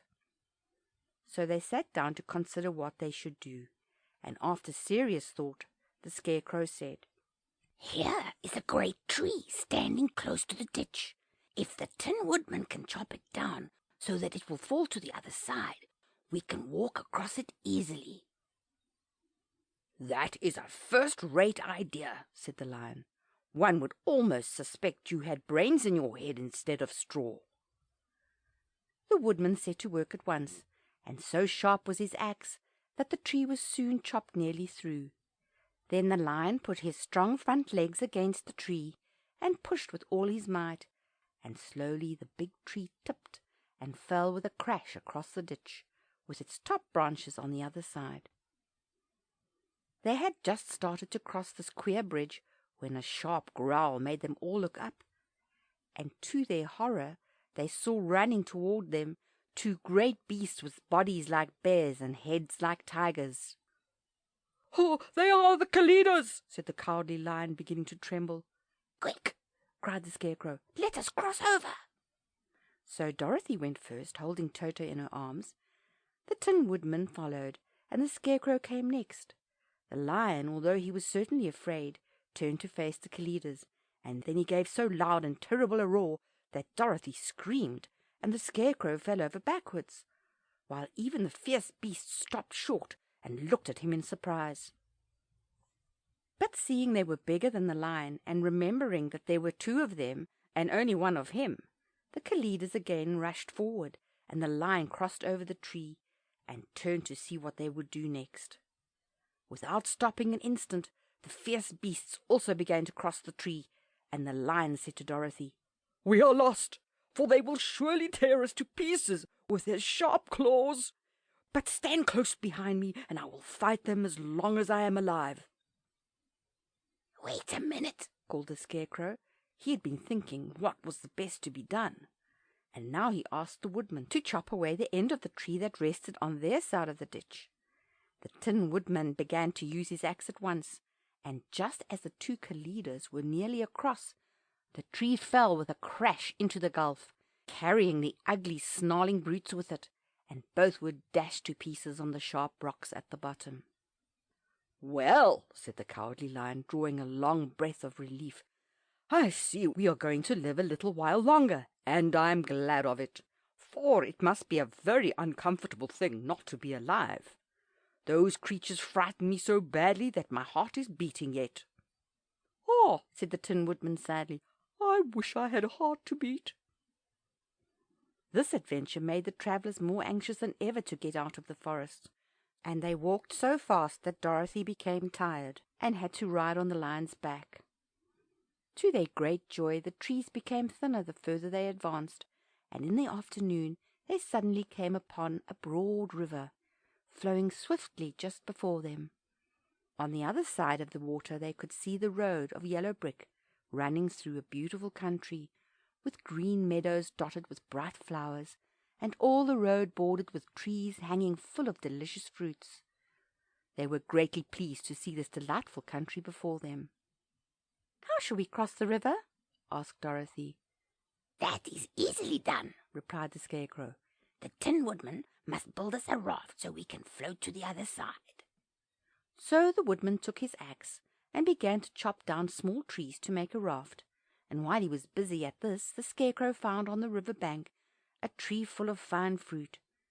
This pleased Dorothy, who had eaten nothing but nuts all day, and she made a hearty meal of the ripe fruit. But it takes time to make a raft, even when one is as industrious and untiring as the Tin Woodman, and when night came the work was not done. So they found a cozy place under the trees, where they slept well until the morning, and Dorothy dreamed of the Emerald City and of the good Wizard Oz, who would soon send her back to her own home again. End of Chapter 7. The Deadly Poppy Field. Our little party of travellers awakened next morning refreshed and full of hope, and Dorothy breakfasted like a princess of peaches and plums from the trees beside the river. Behind them was the dark forest they had passed safely through, although they had suffered many discouragements. But before them was a lovely sunny country that seemed to beckon them on to the Emerald City. To be sure, the broad river now cut them off from this beautiful land, but the raft was nearly done, and after the Tin Woodman had cut a few more logs and fastened them together with wood pins, they were ready to start. Dorothy sat down in the middle of the raft and held Toto in her arms. When the Cowardly Lion stepped upon the raft, it tipped badly, for he was big and heavy. But the Scarecrow and the Tin Woodman stood on either end to steady it, and they had long poles in their hands to push the raft through the water. They got along quite well at first, but when they reached the middle of the river, the swift current swept the raft downstream, farther and farther away from the road of yellow brick, and the water grew so deep that the long poles would not touch the bottom. "This is bad," said the Tin Woodman, "for if we cannot get to the land we shall be carried into the country of the Wicked Witch of the West, and she will enchant us and make us her slaves." "And then I should get no brains," said the Scarecrow. "And I should get no courage," said the Cowardly Lion. "And I should get no heart," said the Tin Woodman. "And I should never get back to Kansas," said Dorothy. "We must certainly get to the Emerald City if we can," the Scarecrow continued, and he pushed so hard on his long pole that it stuck fast in the mud at the bottom of the river, and before he could pull it out again or let go, the raft was swept away, and the poor Scarecrow left clinging to the pole in the middle of the river. "Goodbye," he called after them, and they were very sorry to leave him. Indeed, the Tin Woodman began to cry, but fortunately remembered that he might rust, so he dried his tears on Dorothy's apron. Of course this was a bad thing for the Scarecrow. "I'm worse off now than when I first met Dorothy," he thought. "Then I was stuck on a pole in a cornfield where I could make believe scare the crows, at any rate. But surely there is no use for a Scarecrow stuck on a pole in the middle of a river. I'm afraid I shall never have any brains after all." Down the stream the raft floated, and the poor Scarecrow was left far behind. Then the Lion said, "Something must be done to save us. I think I can swim to the shore and pull the raft after me, if you will only hold fast to the tip of my tail." So he sprang into the water, and the Tin Woodman caught fast hold of his tail, when the Lion began to swim with all his might towards the shore. It was hard work, although he was so big, but by and by they were drawn out of the current, and then Dorothy took the Tin Woodman's long pole and helped push the raft to the land. They were all tired out when they reached the shore at last, and stepped off upon the pretty green grass, and they also knew that the stream had carried them a long way past the road of yellow brick that led to the Emerald City. "What shall we do now?" asked the Tin Woodman, as the Lion lay down on the grass to let the sun dry him. "We must get back to the road in some way," said Dorothy. "The best plan will be to walk along the river bank until we come to the road again," remarked the Lion. So when they were rested, Dorothy picked up her basket, and they started along the grassy bank, back to the road from which the river had carried them. It was a lovely country, with plenty of flowers and fruit trees, and sunshine to cheer them. And had they not felt so sorry for the poor Scarecrow, they could have been very happy. They walked along as fast as they could, Dorothy only stopping once to pick a beautiful flower, and after a time the Tin Woodman cried out, "Look!" And then they all looked at the river and saw the Scarecrow perched upon his pole in the middle of the water, looking very lonely and sad. "What can we do to save him?" asked Dorothy. The Lion and the Woodman both shook their heads, for they did not know. So they sat down upon the bank and gazed wistfully at the Scarecrow until a stork flew by, which, seeing them, stopped to rest at the water's edge. "Who are you, and where are you going?" asked the stork. "I am Dorothy," answered the girl, "and these are my friends, the Tin Woodman and the Cowardly Lion, and we are going to the Emerald City." "This isn't the road," said the stork, as she twisted her long neck and looked sharply at the queer party. "I know it," returned Dorothy, "but we have lost the Scarecrow and are wondering how we shall get him again." "Where is he?" asked the stork.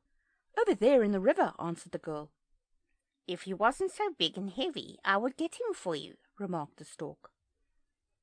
"He isn't heavy a bit," said Dorothy eagerly, "for he is stuffed with straw, and if you will bring him back to us, we shall thank you ever and ever so much."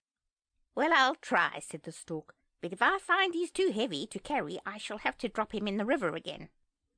So the big bird flew into the air and over the water till she came to where the Scarecrow was perched upon his pole. Then the stork with her great claws grabbed the Scarecrow by the arm and carried him up into the air and back to the bank, where Dorothy and the Lion and the Tin Woodman and Toto were sitting. When the Scarecrow found himself among his friends again, he was so happy that he hugged them all, even the Lion and Toto. And as they walked along he sang "Toldy-ridey-o." At every step he felt so gay. "I was afraid I should have to stay in the river forever," he said, "but the kind stork saved me, and if I ever get any brains I shall find the stork again and do it some kindness in return." "That's all right," said the stork, who was flying along beside them. "I always like to help anyone in trouble, but I must go now, for my babies are waiting in the nest for me. I hope you will find the Emerald City and that Oz will help you." "Thank you," replied Dorothy, and then the kind stork flew into the air and was soon out of sight. They walked along listening to the singing of the bright-coloured birds, and looking at the lovely flowers, which now became so thick that the ground was carpeted with them.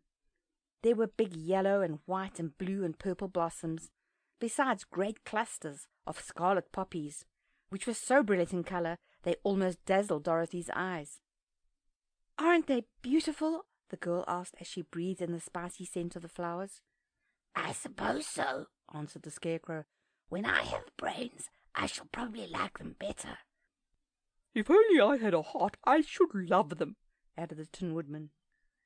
"I always did like flowers," said the Lion. "They seem so helpless and frail, but there are none in the forest so bright as these."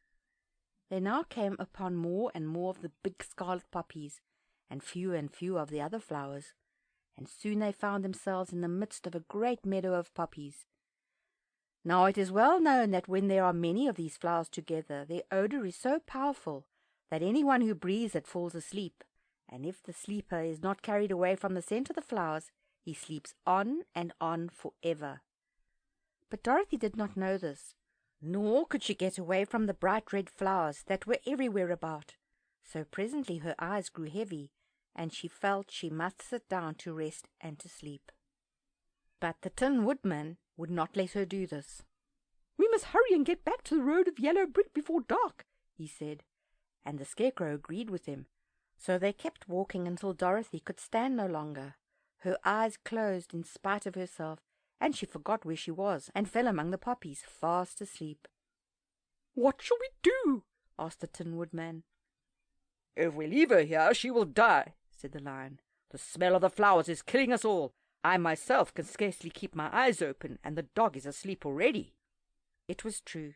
Toto had fallen down beside his little mistress, but the Scarecrow and the Tin Woodman, not being made of flesh, were not troubled by the scent of the flowers. "Run fast," said the Scarecrow to the Lion, "and get out of this deadly flower bed as soon as you can. We will bring the little girl with us, but if you should fall asleep, you are too big to be carried." So the Lion roused himself and bounded forward as fast as he could go.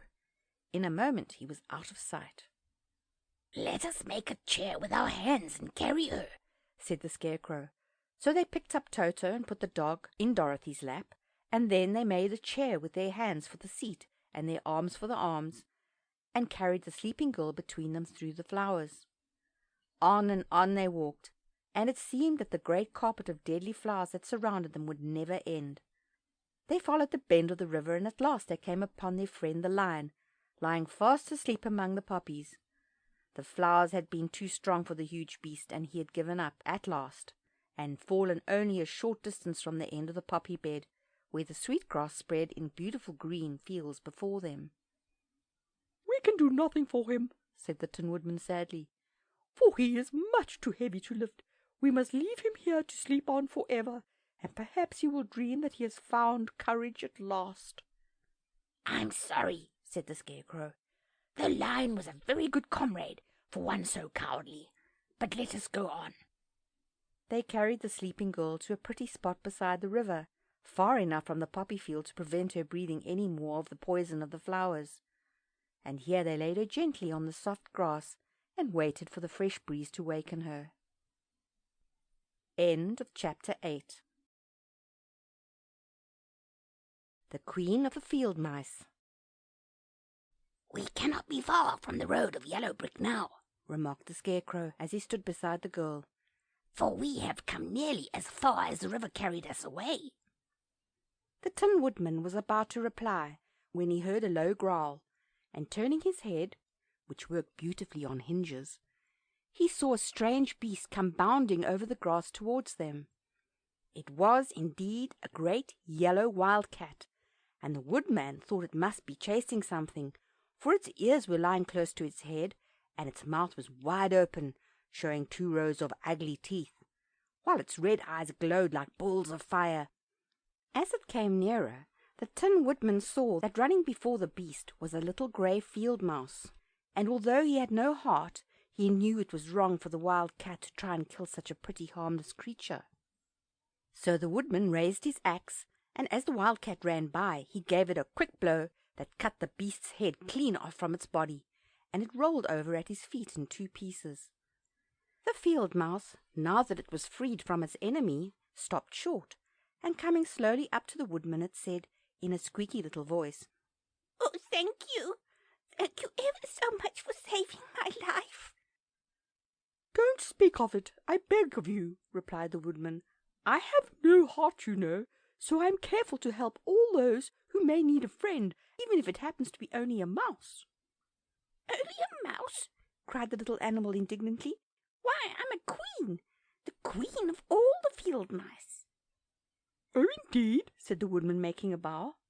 "Therefore you have done a great deed, as well as a brave one, in saving my life," added the Queen. At that moment several mice were seen running up as fast as their little legs could carry them, and when they saw their Queen they exclaimed, "Oh, your Majesty, we thought you would be killed. How did you manage to escape the great wildcat?" and they all bowed so low to the little Queen that they almost stood upon their heads. "This funny tin man," she answered, "killed the wildcat and saved my life, so hereafter you must all serve him and obey his slightest wish." "We will," cried all the mice in shrill chorus, and then they scampered in all directions, for Toto had awakened from his sleep, and seeing all these mice around him, he gave one bark of delight and jumped right into the middle of the group. Toto had always loved to chase mice when he lived in Kansas, and he saw no harm in it. But the Tin Woodman caught the dog in his arms and held him tight, while he called to the mice, Come back, Toto shall not hurt you." At this the Queen of the Mice stuck her head out from a clump of grass and asked in a timid voice, "Are you sure he will not bite us?" "I will not let him," said the Woodman, "so do not be afraid." One by one the mice came creeping back, and Toto did not bark again, although he tried to get out of the Woodman's arms, and would have bitten him had he not known very well he was made of tin. Finally one of the biggest mice spoke.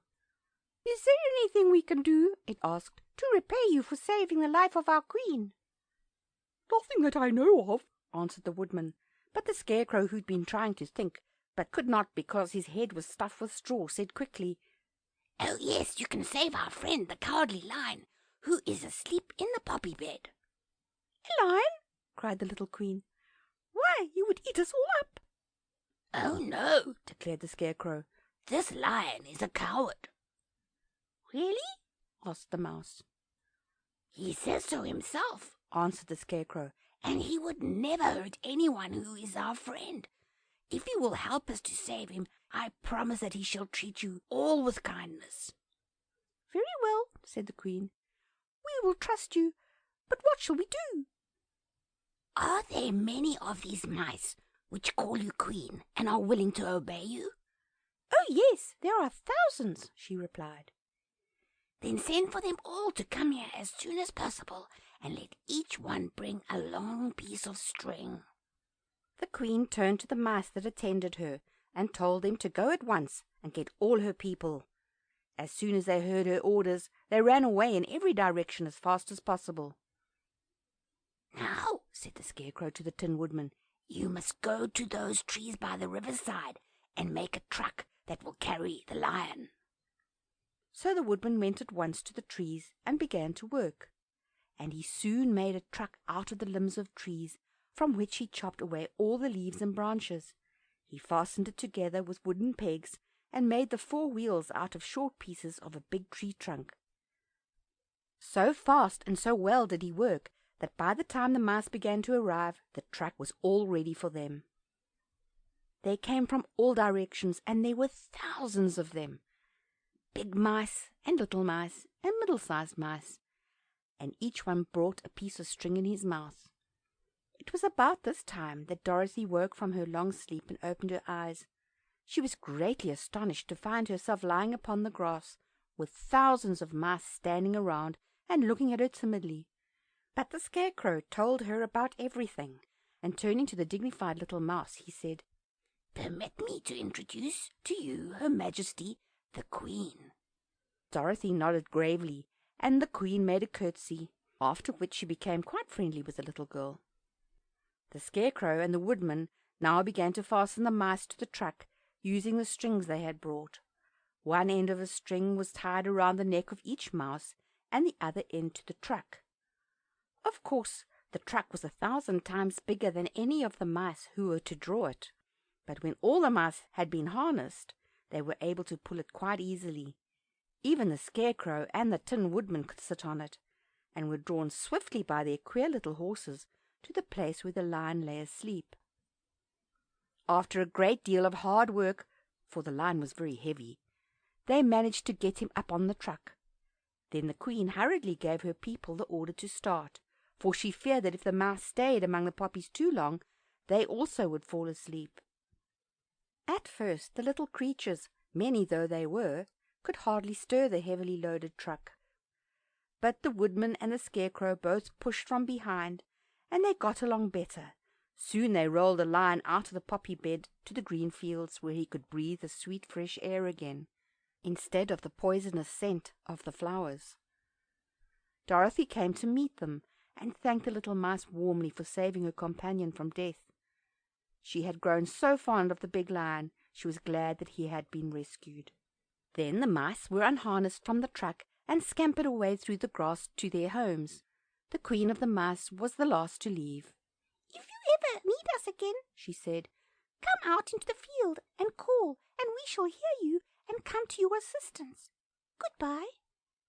"Goodbye," they all answered, and away the Queen ran, while Dorothy held Toto tightly, lest he should run after her and frighten her. After this they sat down beside the lion until he should awaken, and the Scarecrow brought Dorothy some fruit from a tree nearby, which she ate for her dinner. End of chapter 9. The Guardian of the Gate. It was some time before the Cowardly Lion awakened, for he had lain among the poppies a long while, breathing in their deadly fragrance. But when he did open his eyes and roll off the truck, he was very glad to find himself still alive. "I ran as fast as I could," he said, sitting down and yawning, "but the flowers were too strong for me. How did you get me out?" Then they told him of the field mice, and how they had generously saved him from death, and the Cowardly Lion laughed and said, "I have always thought myself very big and terrible, yet such small things as flowers came near to killing me, and such small animals as mice have saved my life. How strange it all is! But, comrades, what shall we do now?" "We must journey on until we find the road of yellow brick again," said Dorothy, "and then we can keep on to the Emerald City." So the lion, being fully refreshed and feeling quite himself again, they all started upon the journey, greatly enjoying the walk through the soft fresh grass, and it was not long before they reached the road of yellow brick, and turned again toward the Emerald City where the great Oz dwelt. The road was smooth and well paved now, and the country about was beautiful, so that the travellers rejoiced in leaving the forest far behind, and with it the many dangers they had met in its gloomy shades. Once more they could see fences built beside the road, but these were painted green, and when they came to a small house in which a farmer evidently lived, that also was painted green. They passed by several of these houses during the afternoon, and sometimes people came to the doors and looked at them as if they would like to ask questions, but no one came near them nor spoke to them because of the great lion. of which they were much afraid. The people were all dressed in clothing of a lovely emerald green colour, and wore peaked hats like those of the Munchkins. "This must be the land of Oz," said Dorothy, "and we are surely getting near the Emerald City." "Yes," answered the Scarecrow, "everything is green here, while in the country of the Munchkins blue was the favourite colour. But the people do not seem to be as friendly as the Munchkins, and I'm afraid we shall be unable to find a place to pass the night." "I should like something to eat besides fruit," said the girl, "and I'm sure Toto is nearly starved. Let us stop at the next house and talk to the people."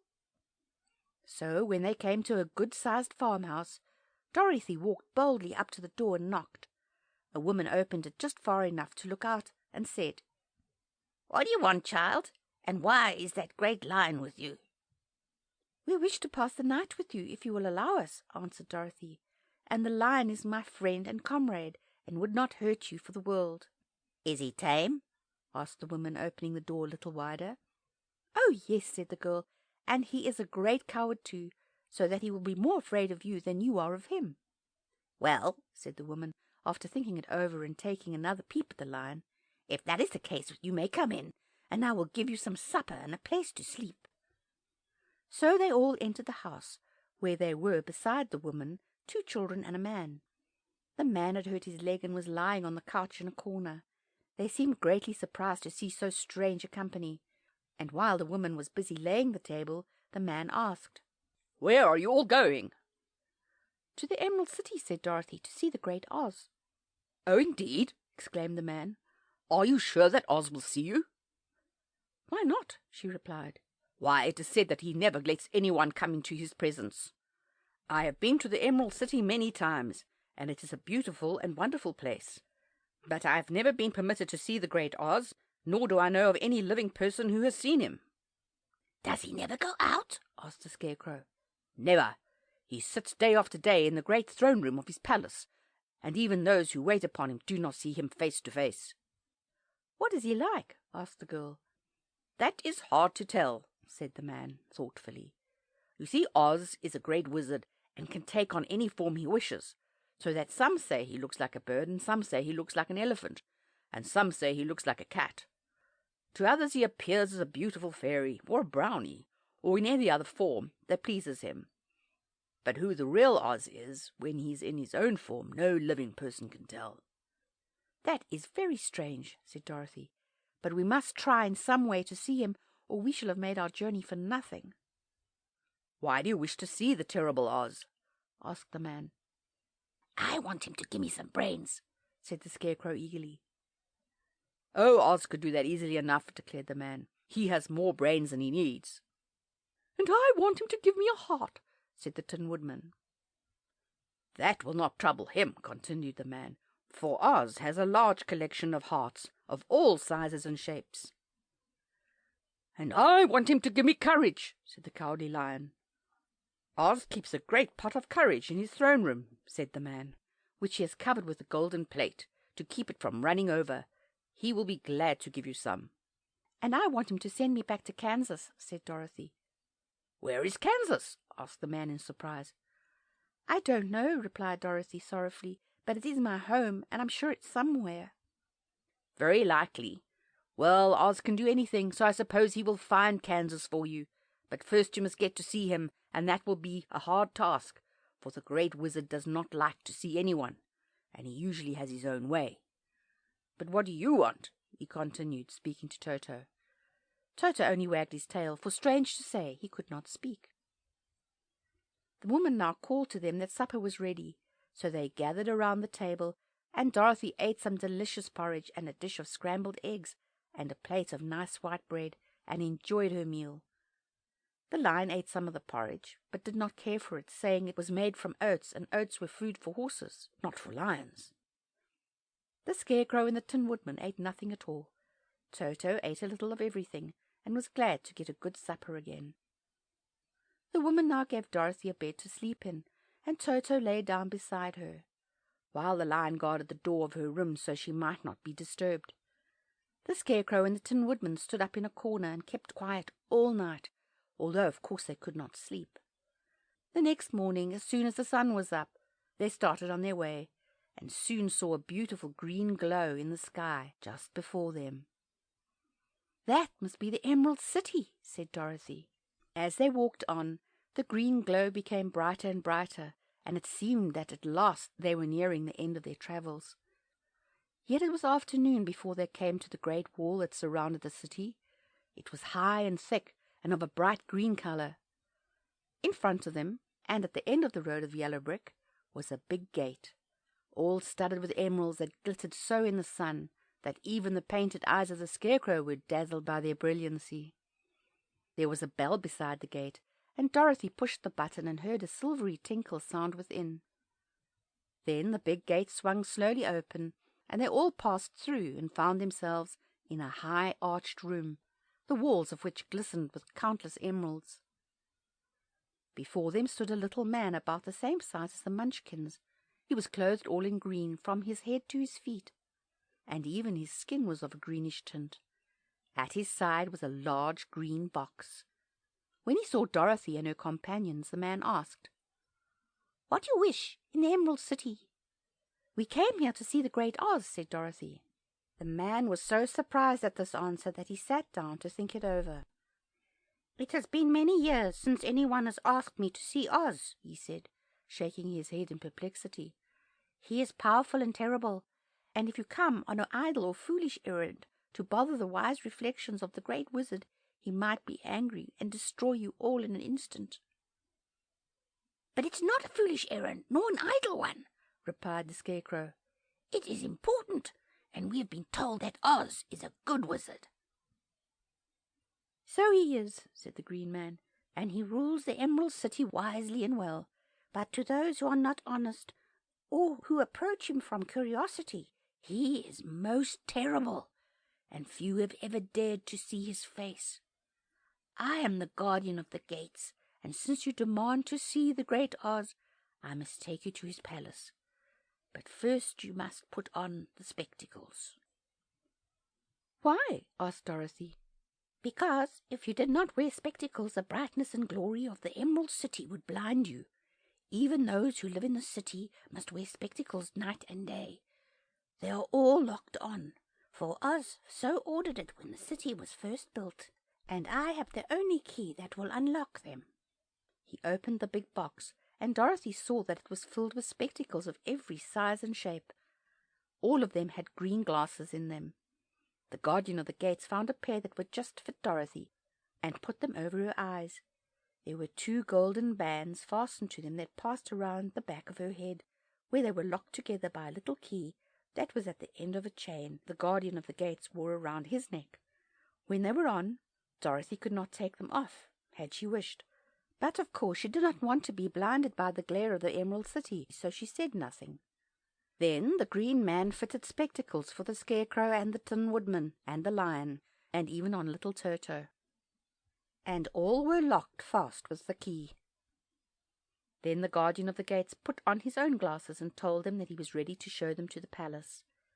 Taking a big golden key from a peg on the wall, he opened another gate, and they all followed him through the portal into the streets of the Emerald City. End of chapter 10. The Wonderful City of Oz. Even with eyes protected by the green spectacles, Dorothy and her friends were at first dazzled by the brilliancy of the wonderful city. The streets were lined with beautiful houses, all built of green marble and studded everywhere with sparkling emeralds. They walked over a pavement of the same green marble, and where the blocks were joined together were rows of emeralds, set closely and glittering in the brightness of the sun. The window panes were of green glass. Even the sky above the city had a green tint, and the rays of the sun were green. There were many people, men, women, and children, walking about, and these were all dressed in green clothes and had greenish skins. They looked at Dorothy and her strangely assorted company with wondering eyes, and the children all ran away and hid behind their mothers when they saw the lion. But no one spoke to them. Many shops stood in the street, and Dorothy saw that everything in them was green. Green candy and green popcorn were offered for sale, as well as green shoes, green hats, and green clothes of all sorts. At one place a man was selling green lemonade, and when the children bought it, Dorothy could see that they paid for it with green pennies. There seemed to be no horses nor animals of any kind. The men carried things around in little green carts, which they pushed before them. Everyone seemed happy and contented and prosperous. The guardian of the gates led them through the streets until they came to a big building, exactly in the middle of the city, which was the palace of Oz, the great wizard.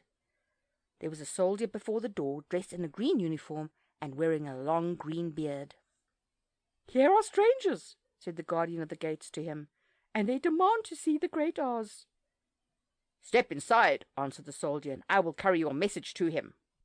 So they passed through the palace gates and were led into a big room with the green carpet and lovely green furniture set with emeralds. The soldier made them all wipe their feet upon a green mat before entering this room, and when they were seated he said politely, "Please make yourselves comfortable while I go to the door of the throne room and tell Oz you are here." They had to wait a long time before the soldier returned. When at last he came back, Dorothy asked, "Have you seen Oz?" "Oh, no," returned the soldier, "I have never seen him, but I spoke to him as he sat behind his screen and gave him your message. He said he will grant you an audience if you so desire, but each one of you must enter his presence alone, and he will admit but one each day. Therefore, as you must remain in the palace for several days, I will have you shown to rooms where you may rest in comfort after your journey." "Thank you," replied the girl. "That is very kind of Oz." The soldier now blew upon a green whistle, and at once a young girl, dressed in a pretty green silk gown, entered the room. She had lovely green hair and green eyes, and she bowed low before Dorothy as she said, "Follow me, and I will show you to your room." So Dorothy said good-bye to all her friends except Toto, and taking the dog in her arms, followed the green girl through 7 passages and up 3 flights of stairs until they came to a room at the front of the palace. It was the sweetest little room in the world, with a soft, comfortable bed that had sheets of green silk and a green velvet counterpane. There was a tiny fountain in the middle of the room that shot a spray of green perfume into the air to fall back into a beautifully carved green marble basin. Beautiful green flowers stood in the windows, and there was a shelf with a row of little green books. When Dorothy had time to open these books, she found them full of queer green pictures that made her laugh. They were so funny. In a wardrobe were many green dresses made of silk and satin and velvet, and all of them fitted Dorothy exactly. "Make yourself perfectly at home," said the green girl, "and if you wish for anything, ring the bell. Oz will send for you tomorrow morning." She left Dorothy alone and went back to the others. These she also led to rooms, and each one of them found himself lodged in a very pleasant part of the palace. Of course his politeness was wasted on the Scarecrow, for when he found himself alone in his room, he stood stupidly in one spot, just within the doorway, to wait till morning. It would not rest him to lie down, and he could not close his eyes, so he remained all night staring at a little spider, which was weaving its web in a corner of the room, just as if it were not one of the most wonderful rooms in the world. The Tin Woodman lay down on his bed, from force of habit, for he remembered when he was made of flesh. But not being able to sleep, he passed the night, moving his joints up and down to make sure they kept in good working order. The Lion would have preferred a bed of dried leaves in the forest, and did not like being shut up in a room, but he had too much sense to let this worry him. So he sprang upon the bed and rolled himself up like a cat and purred himself asleep in a minute. The next morning after breakfast, the Green Maiden came to fetch Dorothy, and she dressed her in one of the prettiest gowns made of green brocaded satin. Dorothy put on a green silk apron and tied a green ribbon around Toto's neck, and they started for the throne room of the great Oz. First they came to a great hall, in which were many ladies and gentlemen of the court, all dressed in rich costumes. These people had nothing to do but talk to each other, but they always came to wait outside the throne room every morning, although they were never permitted to see Oz. As Dorothy entered, they looked at her curiously, and one of them whispered, "Are you really going to look upon the face of Oz the Terrible?" "Of course," answered the girl, "if he will see me." "Oh, he will see you," said the soldier who had taken her message to the wizard, "although he does not like to have people ask to see him. Indeed, at first he was angry and said I should send you back where you came from. Then he asked me what you looked like, and when I mentioned your silver shoes, he was very much interested. At last I told him about the mark upon your forehead, and he decided he would admit you to his presence." Just then a bell rang, and the green girl said to Dorothy, "That is the signal. You must go into the throne room alone." She opened a little door, and Dorothy walked boldly through, and found herself in a wonderful place. It was a big round room with a high arched roof, and the walls and ceiling and floor were covered with large emeralds set closely together. In the centre of the roof was a great light, as bright as the sun, which made the emeralds sparkle in a wonderful manner. But what interested Dorothy most was the big throne of green marble that stood in the middle of the room. It was shaped like a chair, and sparkled with gems, as did everything else. In the centre of the chair was an enormous head, without a body to support it, or any arms or legs whatever. There was no hair upon this head, but it had eyes and a nose and mouth, and was much bigger than the head of the biggest giant. As Dorothy gazed upon this in wonder and fear, the eyes turned slowly and looked at her sharply and steadily. Then the mouth moved, and Dorothy heard a voice say, "I am Oz, the great and terrible. Who are you, and why do you seek me?" It was not such an awful voice as she had expected to come from the big head, so she took courage and answered, "I am Dorothy, the small and meek. I have come to you for help." The eyes looked at her thoughtfully for a full minute. Then said the voice, "Where did you get the silver shoes?" "I got them from the Wicked Witch of the East when my house fell on her and killed her," she replied. "Where did you get the mark upon your forehead?" continued the voice. "That is where the Good Witch of the North kissed me when she bade me good-bye and sent me to you," said the girl. Again the eyes looked at her sharply, and they saw she was telling the truth. Then Oz asked, "What do you wish me to do?" "Send me back to Kansas, where my Aunt Em and Uncle Henry are," she answered earnestly. "I don't like your country, although it is so beautiful, and I'm sure Aunt Em will be dreadfully worried over my being away so long." The eyes winked 3 times, and then they turned up to the ceiling and down to the floor, and rolled around so queerly that they seemed to see every part of the room. And at last they looked at Dorothy again. "Why should I do this for you?" asked Oz. "Because you are strong and I am weak, because you are a great wizard and I am only a little girl." "But you were strong enough to kill the Wicked Witch of the East," said Oz. "That just happened," returned Dorothy simply. "I could not help it." "Well," said the head, "I will give you my answer. You have no right to expect me to send you back to Kansas unless you do something for me in return. In this country, everyone must pay for everything he gets. If you wish me to use my magic power to send you home again, you must do something for me first. Help me and I will help you." "What must I do?" asked the girl. "Kill the Wicked Witch of the West," answered Oz. "But I cannot," exclaimed Dorothy, greatly surprised.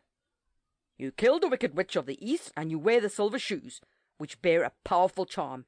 There is now but one Wicked Witch left in all this land, and when you can tell me she is dead, I will send you back to Kansas, but not before." The little girl began to weep. She was so much disappointed, and the eyes winked again and looked upon her anxiously, as if the great Oz felt that she could help him if she would. "I never killed anything willingly," she sobbed. "Even if I wanted to, how could I kill the Wicked Witch? If you, who are great and terrible, cannot kill her yourself, how do you expect me to do it?" "I do not know," said the head, "but that is my answer, and until the Wicked Witch dies you will not see your uncle and aunt again. Remember that the witch is wicked, tremendously wicked, and ought to be killed. Now go, and do not ask to see me again until you have done your task." Sorrowfully Dorothy left the throne room, and went back where the Lion and the Scarecrow and the Tin Woodman were waiting to hear what Oz had said to her. "There is no hope for me," she said sadly, "for Oz will not send me home until I have killed the Wicked Witch of the West, and that I can never do." Her friends were sorry, but could do nothing to help her. So Dorothy went to her own room and lay down on the bed and cried herself to sleep. The next morning the soldier with the green whiskers came to the Scarecrow and said, "Come with me, for Oz has sent for you." So the Scarecrow followed him and was admitted into the great throne room, where he saw sitting in the emerald throne a most lovely lady. She was dressed in green silk gauze and wore upon her flowing green locks a crown of jewels. Growing from her shoulders were wings, gorgeous in colour and so light that they fluttered if the slightest breath of air reached them. When the Scarecrow had bowed as prettily as his straw stuffing would let him before this beautiful creature, she looked upon him sweetly and said, "I am Oz, the great and terrible. Who are you, and why do you seek me?" Now the Scarecrow, who had expected to see the great head Dorothy had told him of, was much astonished, but he answered her bravely, "I am only a scarecrow stuffed with straw. Therefore I have no brains, and I come to you praying that you will put brains in my head instead of straw, so that I may become as much a man as any other in your dominions." "Why should I do this for you?" asked the lady. "Because you are wise and powerful, and no one else can help me," answered the Scarecrow. "I never grant favours without some return," said Oz. "But this much I will promise. If you will kill for me the Wicked Witch of the West, I will bestow upon you a great many brains, and such good brains that you will be the wisest man in all the land of Oz." "I thought you asked Dorothy to kill the witch," said the Scarecrow in surprise. "So I did. I don't care who kills her, but until she is dead I will not grant your wish. Now go, and do not seek me again until you have earned the brains you so greatly desire." The Scarecrow went sorrowfully back to his friends and told them what Oz had said, and Dorothy was surprised to find that the great wizard was not a head, as she had seen him, but a lovely lady. "All the same," said the Scarecrow, She needs a heart as much as the Tin Woodman. On the next morning the soldier with the green whiskers came to the Tin Woodman and said, "Oz has sent for you, follow me." So the Tin Woodman followed him and came to the great throne room. He did not know whether he would find Oz a lovely lady or a head, but he hoped it would be the lovely lady. "For," he said to himself, "if it is the head, I am sure I shall not be given a heart, since a head has no heart of its own, and therefore cannot feel for me. But if it is the lovely lady, I shall beg hard for a heart, for all ladies are themselves said to be kindly-hearted." But when the Woodman entered the great throne room, he saw neither the head nor the lady, for Oz had taken the shape of a most terrible beast. It was nearly as big as an elephant, and the green throne seemed hardly strong enough to hold its weight. The beast had a head like that of a rhinoceros, only there were 5 eyes in its face. There were 5 long arms growing out of its body, and it also had 5 long slim legs. Thick woolly hair covered every part of it, and a more dreadful-looking monster could not be imagined. It was fortunate the Tin Woodman had no heart at that moment, for it would have beat loud and fast from terror. But being only tin, the Woodman was not at all afraid, although he was much disappointed. "I am Oz, the great and terrible," spoke the beast, in a voice that was one great roar. "Who are you, and why do you seek me?" "I am a woodman, and made of tin. Therefore I have no heart, and cannot love. I pray you to give me a heart, that I may be as other men are." "Why should I do this?" demanded the beast. "Because I ask it, and you alone can grant my request," answered the Woodman. Oz gave a low growl at this, but said gruffly, "If you indeed desire a heart, you must earn it." "How?" asked the Woodman. "Help Dorothy to kill the Wicked Witch of the West," replied the beast. "When the witch is dead, come to me, and then I will give you the biggest and kindest and most loving heart in all the land of Oz." So the Tin Woodman was forced to return sorrowfully to his friends and tell them of the terrible beast he had seen. They all wondered greatly at the many forms the great wizard could take upon himself, and the lion said, "If he is a beast, when I go to see him I shall roar my loudest, and so frighten him that he will grant all I ask. And if he is a lovely lady, I shall pretend to spring upon her, and so compel her to do my bidding. And if he is the great head, he will be at my mercy, for I will roll this head all about the room until he promises to give us what we desire. So be of good cheer, my friends, for all will yet be well." The next morning the soldier with the green whiskers led the lion to the great throne room and bade him enter the presence of Oz.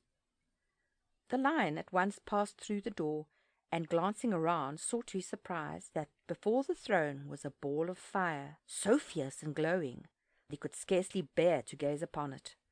His first thought was that Oz had by accident caught on fire and was burning up. But when he tried to go nearer, the heat was so intense that it singed his whiskers, and he crept back tremblingly to a spot nearer the door. Then a low, quiet voice came from the ball of fire, and these were the words it spoke. "I am Oz, the great and terrible. Who are you, and why do you seek me?" And the lion answered, "I am the cowardly lion, afraid of everything. I came to you to beg that you give me courage, so that in reality I may become the king of beasts, as men call me." "Why should I give you courage?" demanded Oz.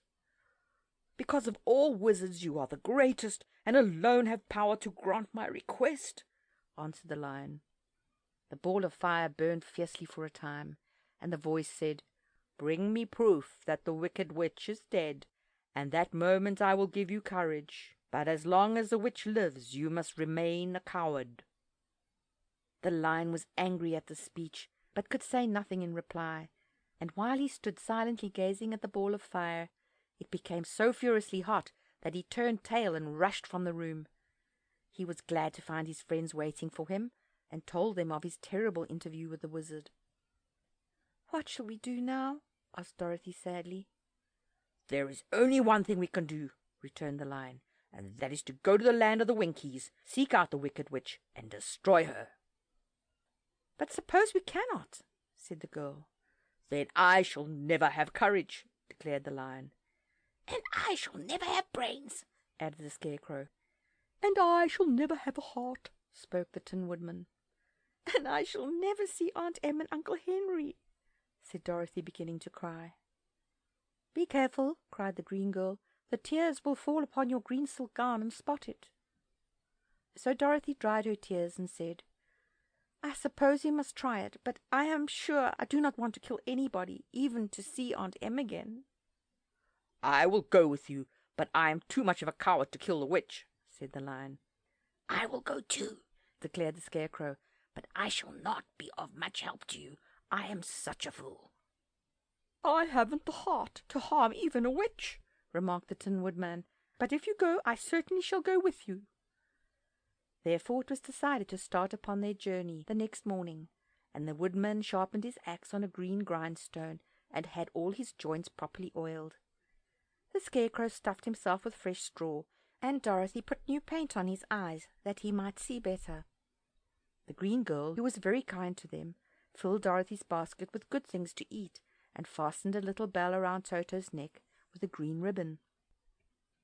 They went to bed quite early and slept soundly until daylight, when they were awakened by the crowing of a green cock that lived in the backyard of the palace, and a cackling of a hen that had laid a green egg.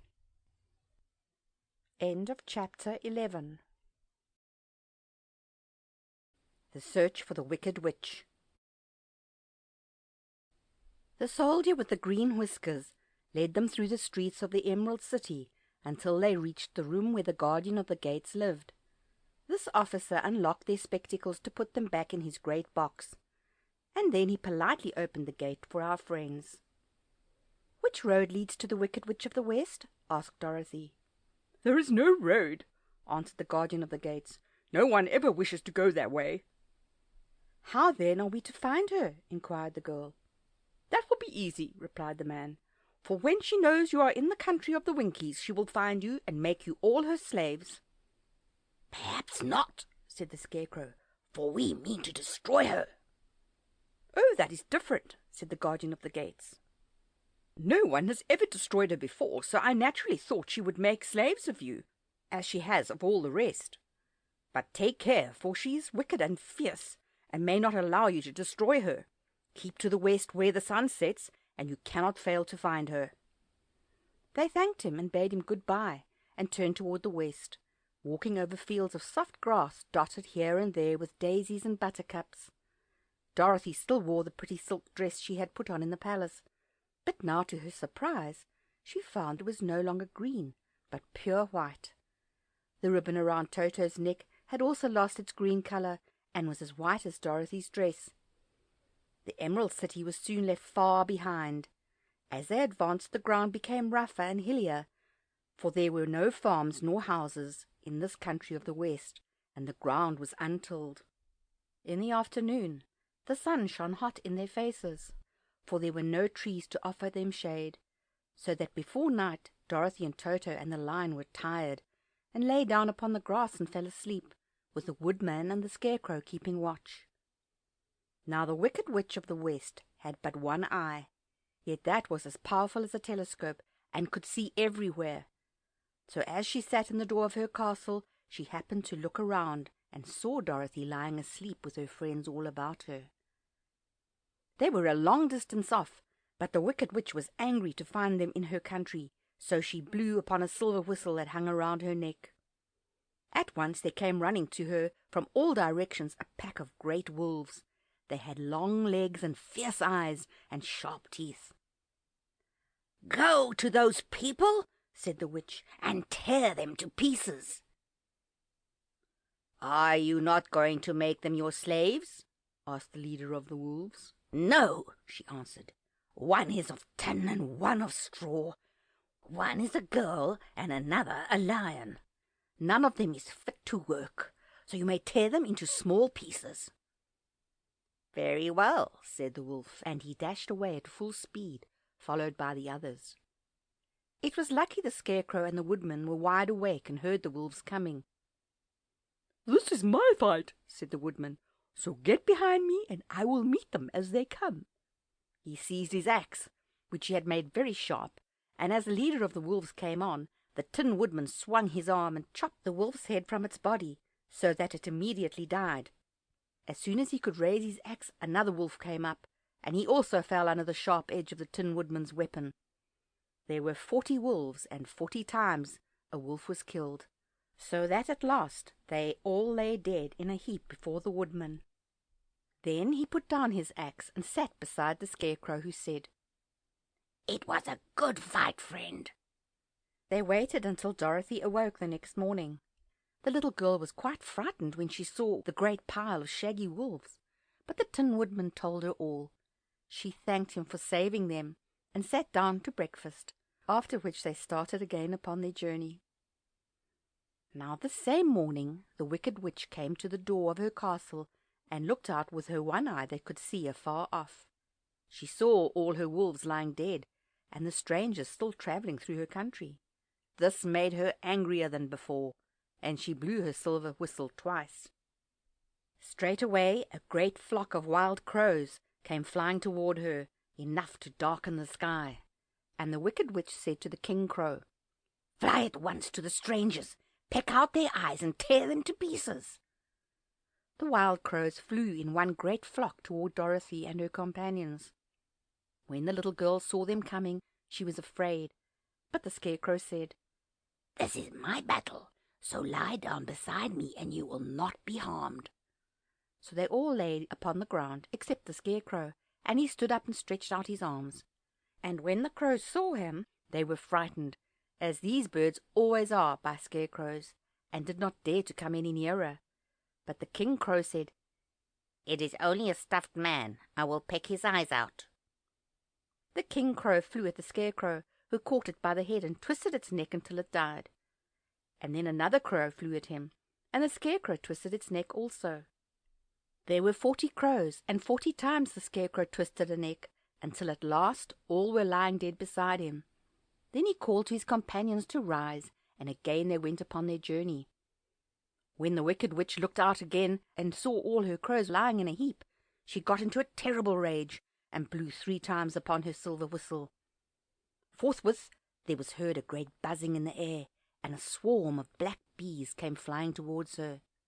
"Go to the strangers and sting them to death," commanded the witch, and the bees turned and flew rapidly until they came to where Dorothy and her friends were walking. But the Woodman had seen them coming, and the Scarecrow had decided what to do. "Take out my straw and scatter it over the little girl and the dog and the lion," he said to the Woodman, "and the bees cannot sting them." This the Woodman did, and as Dorothy lay close beside the lion and held Toto in her arms, the straw covered them entirely.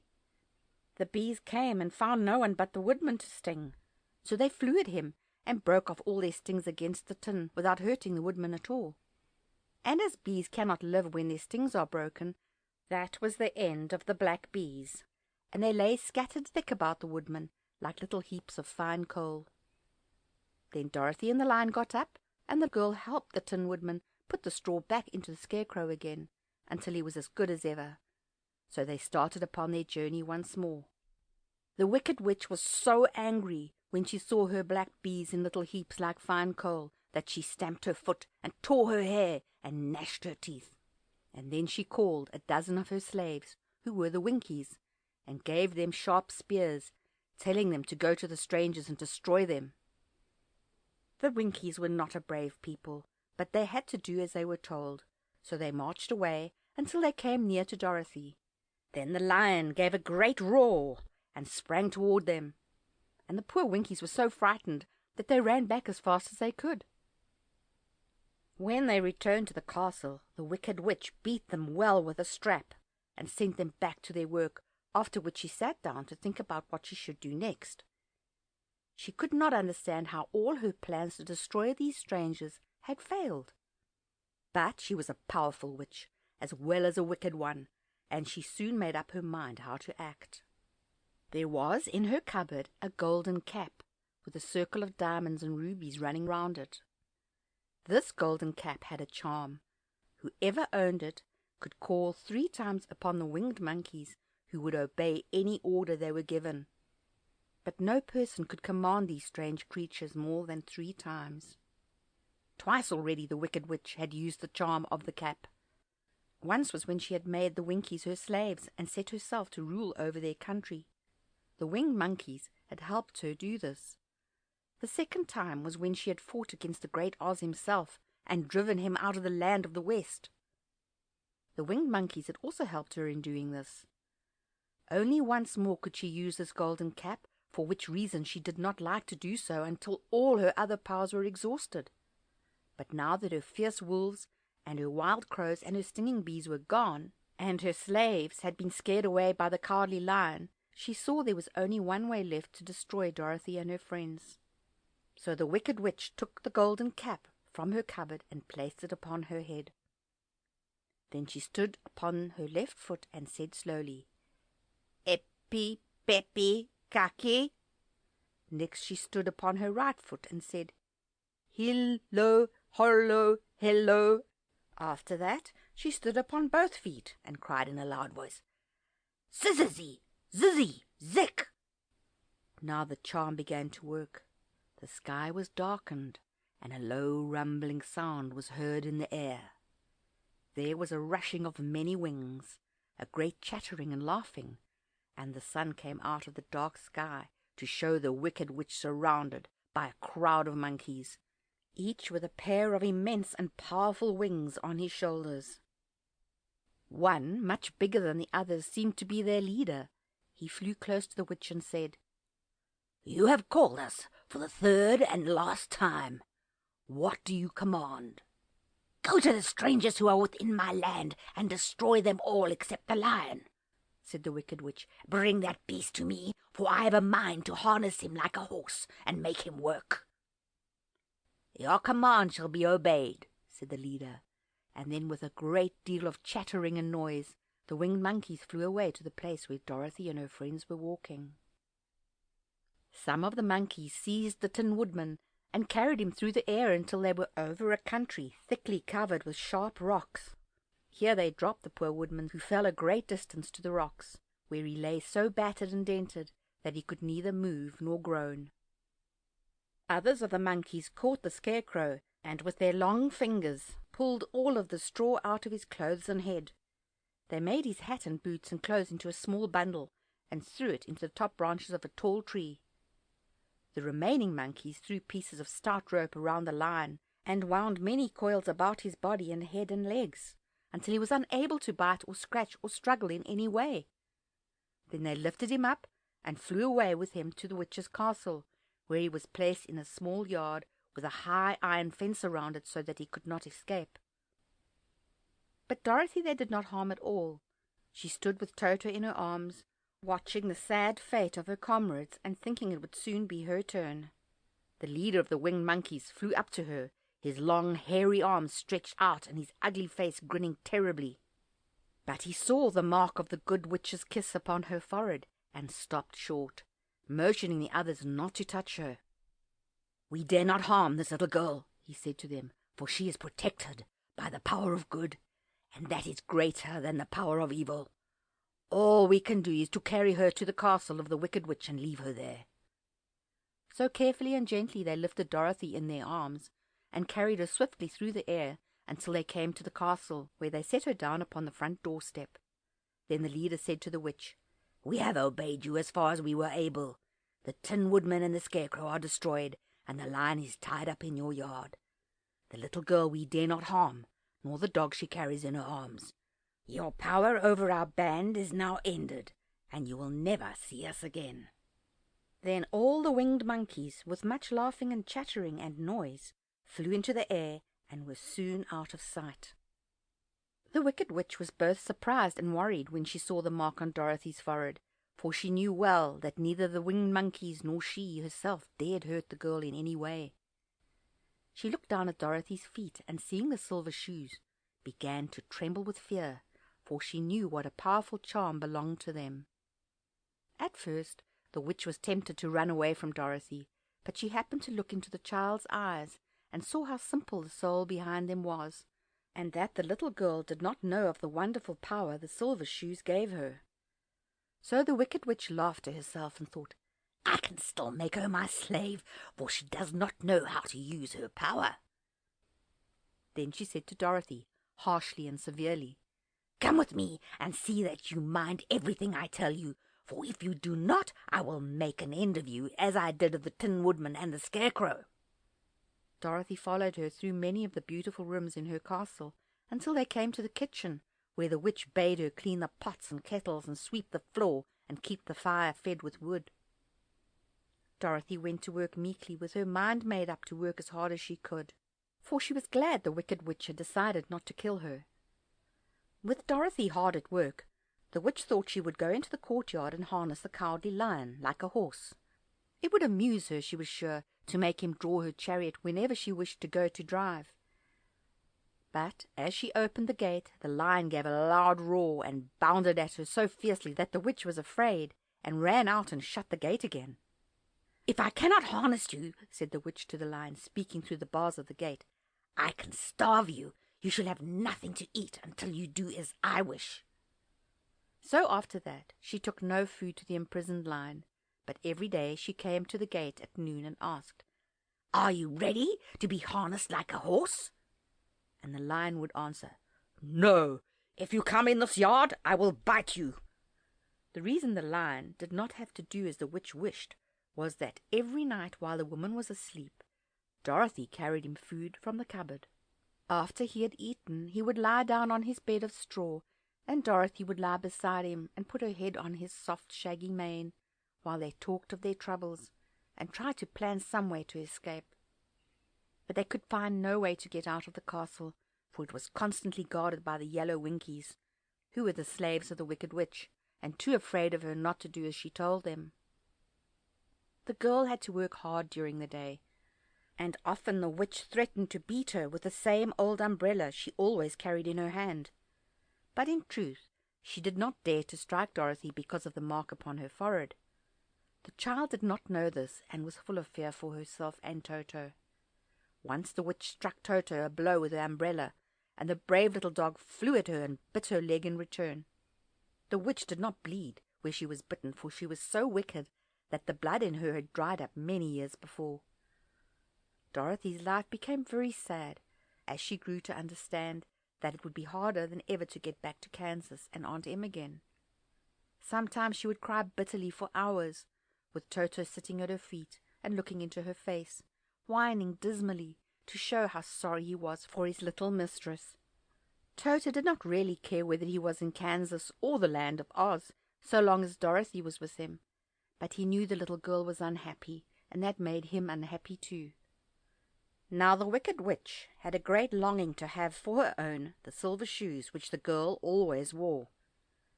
Her bees and her crows and her wolves were lying in heaps and drying up, and she had used up all the power of the golden cap.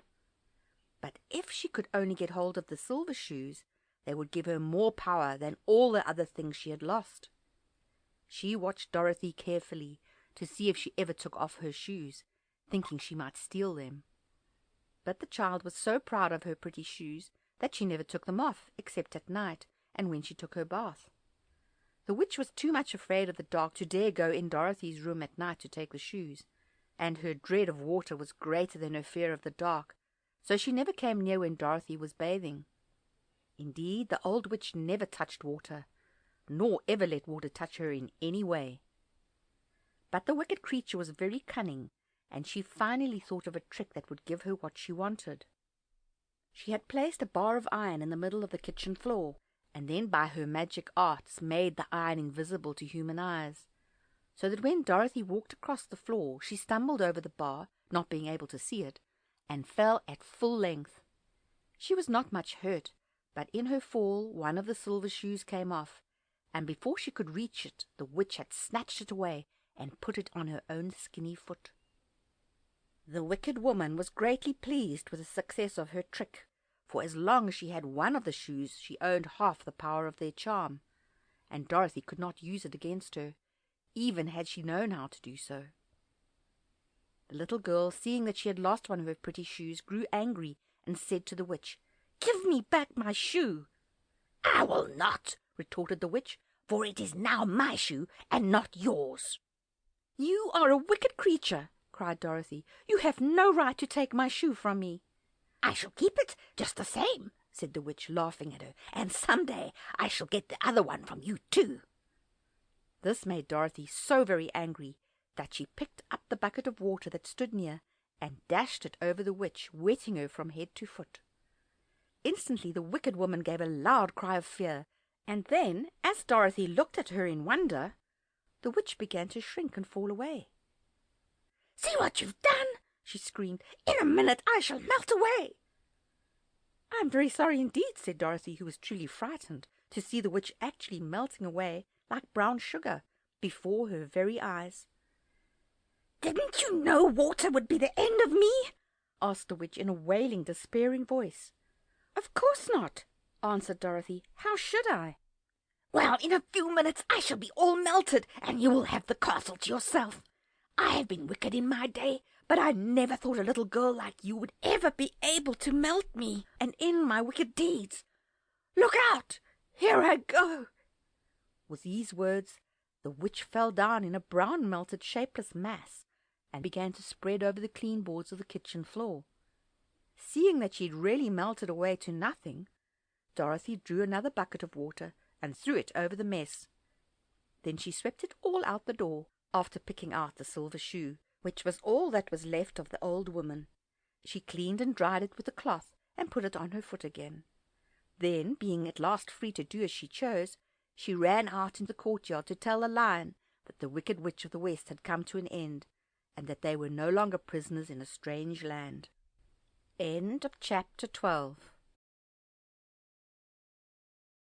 The Rescue. The Cowardly Lion was much pleased to hear that the wicked witch had been melted by a bucket of water, and Dorothy at once unlocked the gate of his prison and set him free. They went in together to the castle, where Dorothy's first act was to call all the Winkies together and tell them that they were no longer slaves. There was great rejoicing among the yellow Winkies, for they had been made to work hard during many years for the wicked witch, who had always treated them with great cruelty. They kept this day as a holiday, then and ever after, and spent the time in feasting and dancing. "If our friends the Scarecrow and the Tin Woodman were only with us," said the Lion, "I should be quite happy." "Don't you suppose we could rescue them?" asked the girl anxiously. "We can try," answered the Lion. So they called the yellow Winkies and asked them if they would help to rescue their friends, and the Winkies said that they would be delighted to do all in their power for Dorothy, who had set them free from bondage. So she chose a number of the Winkies who looked as if they knew the most, and they all started away. They travelled that day and part of the next until they came to the rocky plain where the Tin Woodman lay, all battered and bent. His axe was near him, but the blade was rusted and the handle broken off short. The Winkies lifted him tenderly in their arms and carried him back to the yellow castle again, Dorothy shedding a few tears by the way at the sad plight of her old friend, and the Lion looking sober and sorry. When they reached the castle, Dorothy said to the Winkies, "Are any of your people tinsmiths?" "Oh, yes, some of us are very good tinsmiths," they told her. "Then bring them to me," she said. And when the tinsmiths came, bringing with them all their tools in baskets, she inquired, "Can you straighten out those dents in the Tin Woodman, and bend him back into shape again, and solder him together where he is broken?" The tinsmiths looked the Woodman over carefully, and then answered that they thought they could mend him, so he would be as good as ever.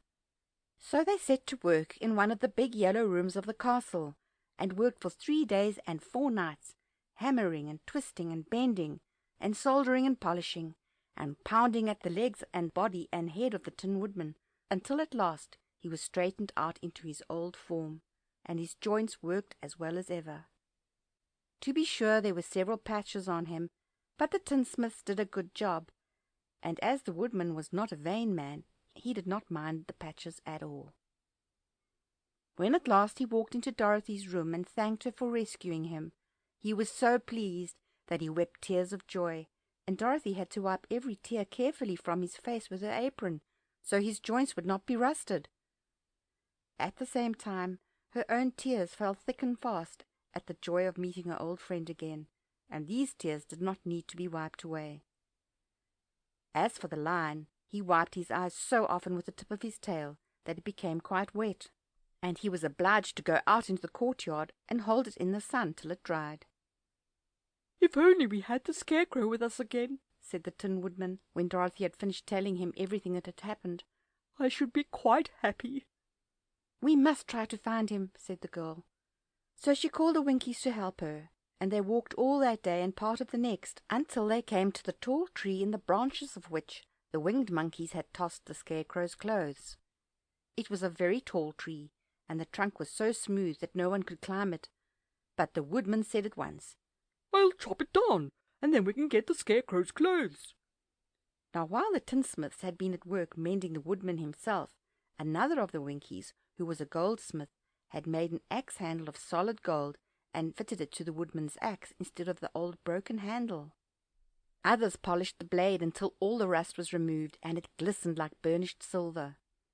As soon as he had spoken, the Tin Woodman began to chop, and in a short time the tree fell over with a crash, when the Scarecrow's clothes fell out of the branches and rolled off on the ground. Dorothy picked them up and had the Winkies carry them back to the castle, where they were stuffed with nice clean straw, and behold, here was the Scarecrow, as good as ever, thanking them over and over again for saving him. Now they were reunited. Dorothy and her friends spent a few happy days at the Yellow Castle, where they found everything they needed to make them comfortable.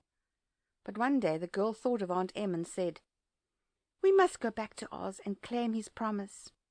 "Yes," said the Woodman, "at last I shall get my heart." "And I shall get my brains," added the Scarecrow joyfully. "And I shall get my courage," said the Lion thoughtfully. "And I shall get back to Kansas," cried Dorothy, clapping her hands. "Oh, let us start for the Emerald City tomorrow." This they decided to do. The next day they called the Winkies together and bade them good-bye. The Winkies were sorry to have them go, and they had grown so fond of the Tin Woodman that they begged him to stay and rule over them and the yellow land of the West. Finding they were determined to go, the Winkies gave Toto and the Lion each a golden collar, and to Dorothy they presented a beautiful bracelet studded with diamonds, and to the Scarecrow they gave a gold-headed walking stick to keep him from stumbling, and to the Tin Woodman they offered a silver oil can inlaid with gold and set with precious jewels. Every one of the travellers made the Winkies a pretty speech in return, and all shook hands with them until their arms ached. Dorothy went to the witch's cupboard to fill her basket with food for the journey, and there she saw the golden cap. She tried it on her own head, and found that it fitted her exactly. She did not know anything about the charm of the golden cap, but she saw that it was pretty, so she made up her mind to wear it and carry her sunbonnet in the basket. Then, being prepared for the journey, they all started for the Emerald City, and the Winkies gave them 3 cheers and many good wishes to carry with them. End of chapter 13. The Winged Monkeys. You will remember there was no road, not even a pathway, between the castle of the Wicked Witch and the Emerald City. When the 4 travellers went in search of the witch, she had seen them coming, and so sent the winged monkeys to bring them to her. It was much harder to find their way back through the big fields of buttercups and yellow daisies than it was being carried. They knew, of course, they must go straight east toward the rising sun, and they started off in the right way. But at noon, when the sun was over their heads, they did not know which was east, which was west, and that was the reason they got lost in the great fields. They kept on walking, however, and at night the moon came out and shone brightly, so they lay down among the sweet-smelling yellow flowers and slept soundly until morning, all but the Scarecrow and the Tin Woodman. The next morning the sun was behind a cloud, but they started on as if they were quite sure which way they were going. "If we walk far enough," said Dorothy, "we shall sometime come to some place, I'm sure." But day by day passed away, and they still saw nothing before them but the yellow fields. The Scarecrow began to grumble a bit. "We have surely lost our way," he said, "and unless we find it again in time to reach the Emerald City, I shall never get my brains." "Nor I my heart," declared the Tin Woodman. "It seems to me I can scarcely wait till I get to Oz, and you must admit this is a very long journey." "You see," said the Cowardly Lion with a whimper, "I haven't the courage to keep tramping forever without getting anywhere at all." Then Dorothy lost heart. She sat down on the grass and looked at her companions, and they sat down and looked at her. And Toto found that for the first time in his life he was too tired to chase a butterfly that flew past his head. So he put out his tongue and panted and looked at Dorothy as if to ask what they should do next. "Suppose we call the field mice," she suggested. "They could probably tell us the way to the Emerald City." "To be sure they could," cried the Scarecrow. "Why didn't we think of that before?" Dorothy blew the little whistle she had always carried about her neck since the Queen of the Mice had given it to her. In a few minutes they heard the pattering of tiny feet, and many of the small grey mice came running up to her. Among them was the Queen herself, who asked in her squeaky little voice, "What can I do for my friends?" "We have lost our way," said Dorothy. "Can you tell us where the Emerald City is?" "Certainly," answered the Queen, "but it is a great way off, for you have had it at your backs all this time." Then she noticed Dorothy's golden cap and said, "Why don't you use the charm of the cap and call the winged monkeys to you? They will carry you to the city of Oz in less than an hour." "I didn't know there was a charm," answered Dorothy in surprise. "What is it?" "It is written inside the golden cap," replied the Queen of the Mice. "But if you are going to call the winged monkeys, we must run away, for they are full of mischief and think it great fun to plague us." "Won't they hurt me?" asked the girl anxiously. "Oh no, they must obey the wearer of the cap. Goodbye." And she scampered out of sight with all the mice hurrying after her. Dorothy looked inside the golden cap and saw some words written upon the lining. These she thought must be the charm, so she read the directions carefully and put the cap upon her head. "Epi, Peppy, Kaki," she said, standing on her left foot. "What did you say?" asked the Scarecrow, who did not know what she was doing. "Hilo, holo, "Hello," Dorothy went on, standing this time on her right foot. "Hello," replied the Tin Woodman calmly. "Zizzy, zazzy, zick," said Dorothy, who was now standing on both feet. This ended the saying of the charm, and they heard a great chattering and flapping of wings, as the band of winged monkeys flew up to them. The king bowed low before Dorothy and asked, "What is your command?" "We wish to go to the Emerald City," said the child, "and we have lost our way." "We will carry you," replied the king, and no sooner had he spoken than two of the monkeys caught Dorothy in their arms and flew away with her. Others took the Scarecrow and the Woodman and the lion, and one little monkey seized Toto and flew after them, although the dog tried hard to bite him. The Scarecrow and the Tin Woodman were rather frightened at first, for they remembered how badly the winged monkeys had treated them before, but they saw that no harm was intended, so they rode through the air quite cheerfully, and had a fine time looking at the pretty gardens and woods far below them. Dorothy found herself riding easily between two of the biggest monkeys, one of them the king himself. They had made a chair of their hands, and were careful not to hurt her. "Why do you have to obey the charm of the golden cap?" she asked. "That is a long story," answered the king with a laugh, "but as we have a long journey before us, I will pass the time by telling you about it if you wish." "I shall be glad to hear it," she replied. "Once," began the leader, "we were a free people, living happily in the great forest, flying from tree to tree, eating nuts and fruit, and doing just as we pleased without calling anybody master. Perhaps some of us were rather too full of mischief at times, flying down to pull the tails of the animals that had no wings, chasing birds, and throwing nuts at people who walked in the forest. But we were careless and happy and full of fun, and enjoyed every minute of the day. This was many years ago, long before Oz came out of the clouds to rule over this land. There lived here then, away at the north, a beautiful princess, who was also a powerful sorceress. All her magic was used to help the people, and she was never known to hurt anyone who was good. Her name was Gaylette, and she lived in a handsome palace built from great blocks of ruby. Everybody loved her, but her greatest sorrow was that she could find no one to love in return, since all the men were much too stupid and ugly to mate with one so beautiful and wise. At last, however, she found a boy who was handsome and manly and wise beyond his years. Gaylette made up her mind that when he grew to be a man she would make him her husband. So she took him to her ruby palace and used all her magic powers to make him as strong and good and lovely as any woman could wish. When he grew to manhood, Quilala, as he was called, was said to be the best and wisest man in all the land, while his manly beauty was so great that Gaylette loved him dearly and hastened to make everything ready for the wedding. My grandfather was at the time the king of the winged monkeys, which lived in the forest near Gaylette's palace, and the old fellow loved a joke better than a good dinner. One day, just before the wedding, my grandfather was flying out with his band when he saw Quilala walking beside the river. He was dressed in a rich costume of pink silk and purple velvet, and my grandfather thought he would see what he could do.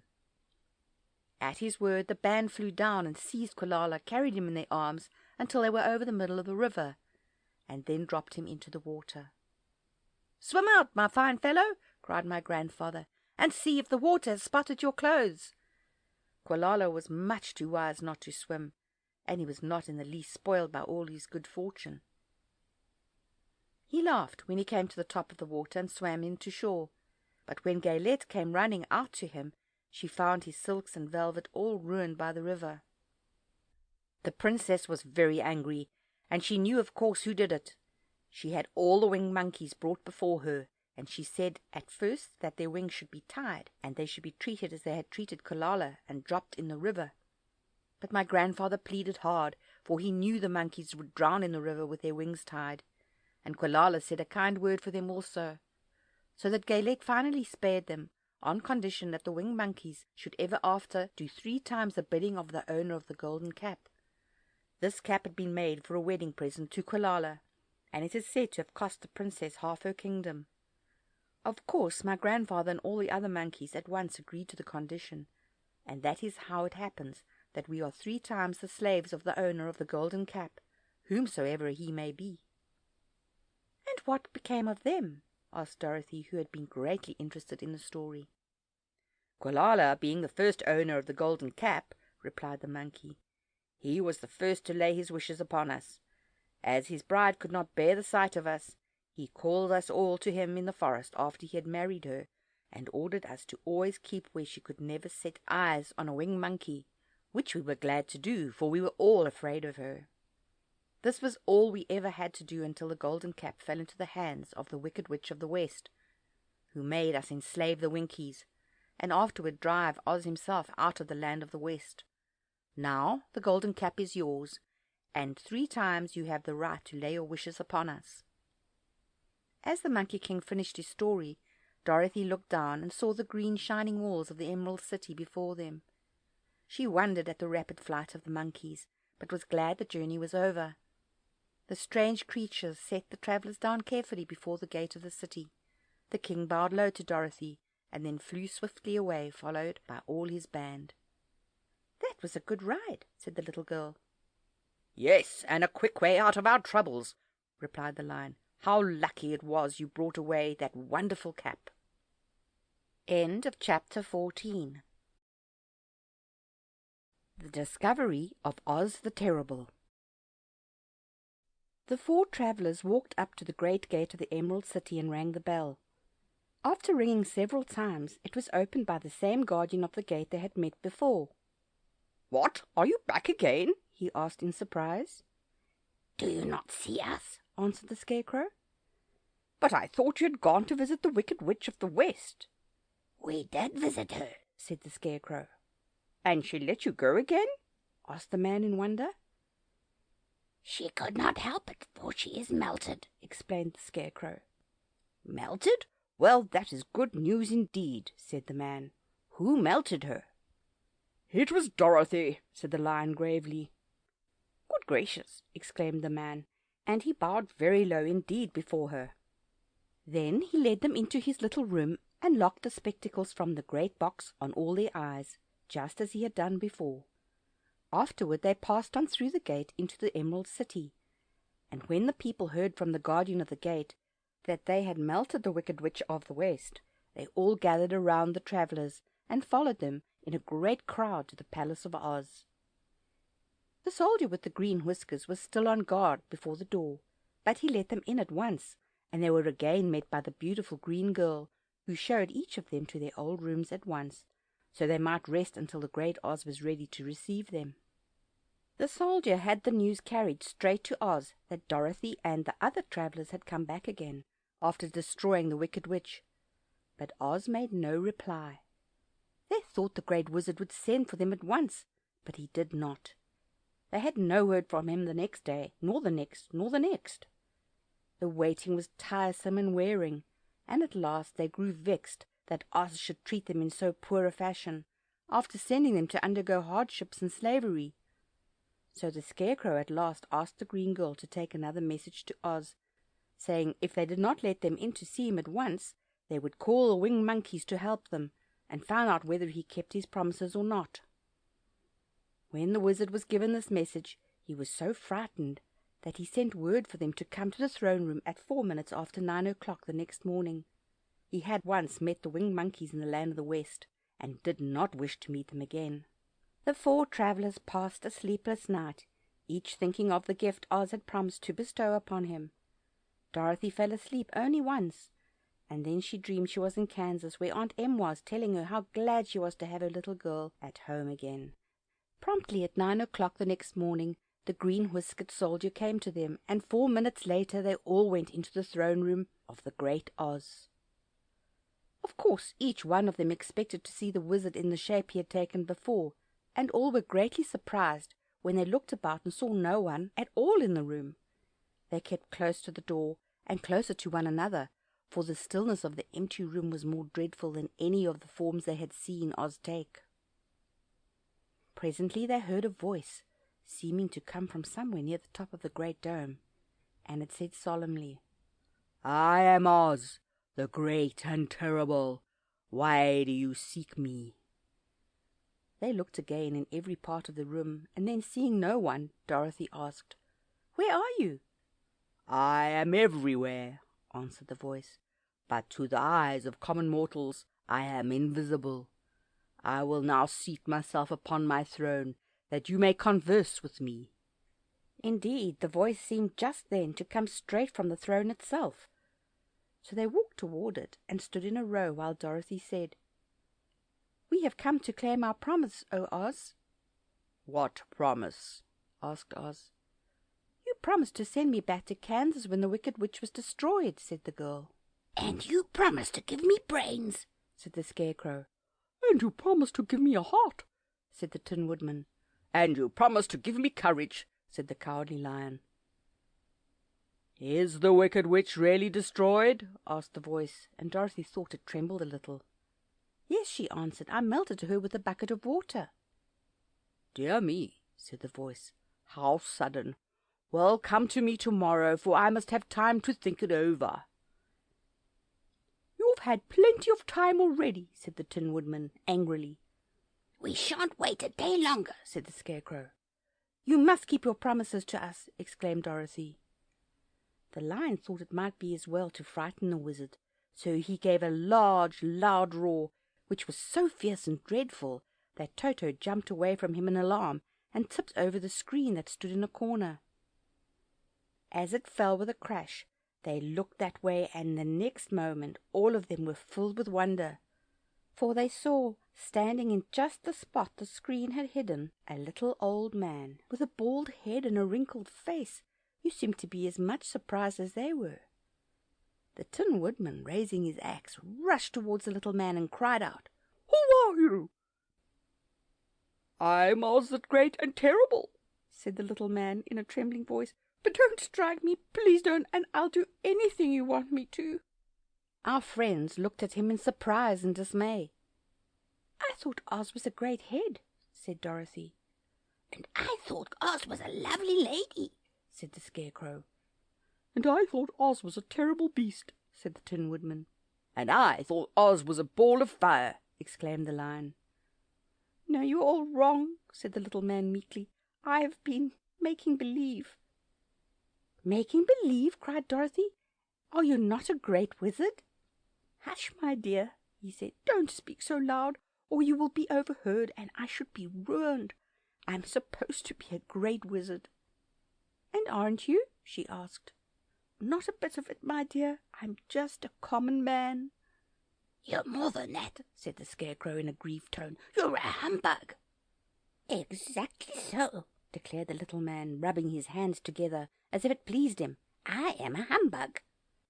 "But this is terrible," said the Tin Woodman. "How shall I ever get my heart?" "Or I my courage?" asked the Lion.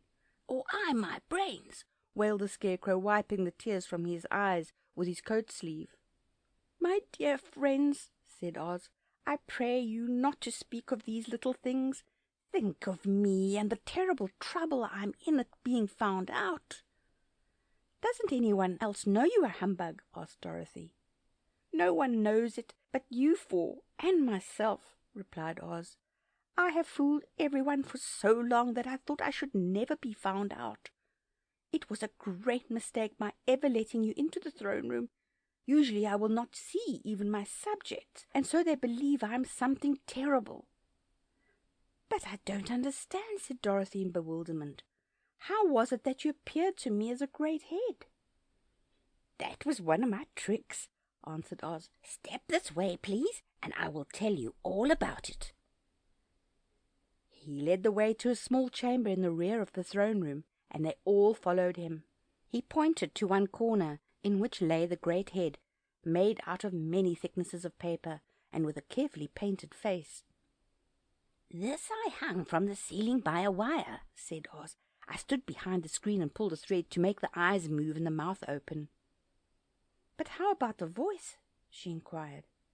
"Oh, I'm a ventriloquist," said the little man, "and I can throw the sound of my voice wherever I wish, so that you thought it was coming out of the head. Here are the other things I used to deceive you." He showed the Scarecrow the dress and the mask he had worn when he seemed to be the lovely lady, and the Tin Woodman saw that his terrible beast was nothing but a lot of skins sewn together, with slats to keep their sides out. As for the ball of fire, the false wizard had hung that also from the ceiling, It was really a ball of cotton, but when oil was poured upon it, the ball burned fiercely. "Really," said the Scarecrow, "you ought to be ashamed of yourself for being such a humbug." I certainly am," answered the little man sorrowfully, "but it was the only thing I could do. Sit down, please. There are plenty of chairs, and I will tell you my story." So they sat down and listened while he told the following tale. "I was born in Omaha." "Why, that isn't very far from Kansas," cried Dorothy. "No, but it's farther from here," he said, shaking his head at her sadly. "When I grew up, I became a ventriloquist, and at that I was very well trained by a great master. I can imitate any kind of bird or beast." Here he mewed so like a kitten that Toto pricked up his ears and looked everywhere to see where she was. "After a time," continued Oz, "I tired of that and became a balloonist." "What is that?" asked Dorothy. "A man who goes up in a balloon on circus day, so as to draw a crowd of people together and get them to pay to see the circus," he explained. "Oh," she said, "I know. Well, one day I went up in a balloon and the ropes got twisted so that I couldn't come down again. It went way up above the clouds, so far that a current of air struck it and carried it many, many miles away. For a day and a night I travelled through the air, and on the morning of the second day I awoke and found the balloon floating over a strange and beautiful country. It came down gradually, and I was not hurt a bit, but I found myself in the midst of a strange people who, seeing me come from the clouds, thought I was a great wizard. Of course I let them think so, because they were afraid of me and promised to do anything I wished them to. Just to amuse myself and keep the good people busy, I ordered them to build a city and my palace, and they did it all willingly and well. Then I thought, as the country was so green and beautiful, I would call it the Emerald City, and to make the name fit better, I put green spectacles on all the people, so that everything they saw was green." "But isn't everything here green?" asked Dorothy. "No more than any other city," replied Oz. "But when you wear green spectacles, why, of course, everything you see looks green to you.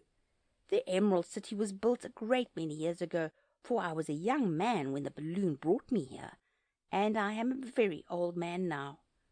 But my people have worn green glasses on their eyes so long that most of them think it really is an Emerald City.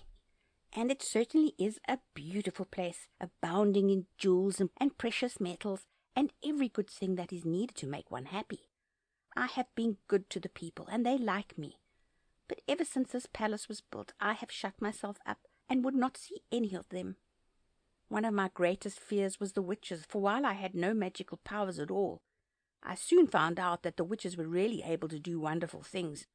There were 4 of them in this country, and they ruled the people who live in the north and south and east and west. Fortunately, the witches of the north and south were good, and I knew they would do me no harm. But the witches of the east and the west were terribly wicked, and had they not thought I was more powerful than they themselves, they would surely have destroyed me. As it was, I lived in deadly fear of them for many years, so you can imagine how pleased I was when I heard your house had fallen on the wicked witch of the east. When you came to me, I was willing to promise anything if you would only do away with the other witch. But now that you have melted her, I am ashamed to say that I cannot keep my promises." "I think you're a very bad man," said Dorothy. "Oh, no, my dear. I'm really a very good man, but I'm a very bad wizard, I must admit." "Can't you give me brains?" asked the Scarecrow. "You don't need them. You are learning something every day. A baby has brains, but it doesn't know much. Experience is the only thing that brings knowledge, and the longer you are here on earth, the more experience you're sure to get." "That may all be true," said the Scarecrow, "but I shall be very unhappy unless you give me brains." The false wizard looked at him carefully. "Well," he said with a sigh, "I'm not much of a magician, as I said, but if you will come to me tomorrow morning, I will stuff your head with brains. I cannot tell you how to use them, however. You must find that out for yourself." "Oh, thank you, cried the Scarecrow. I'll find a way to use them, never fear. But how about my courage? asked the Lion anxiously. You have plenty of courage, I'm sure, answered Oz. All you need is confidence in yourself. There is no living thing that is not afraid when it faces danger. True courage is in facing danger when you are afraid, and that kind of courage you have in plenty.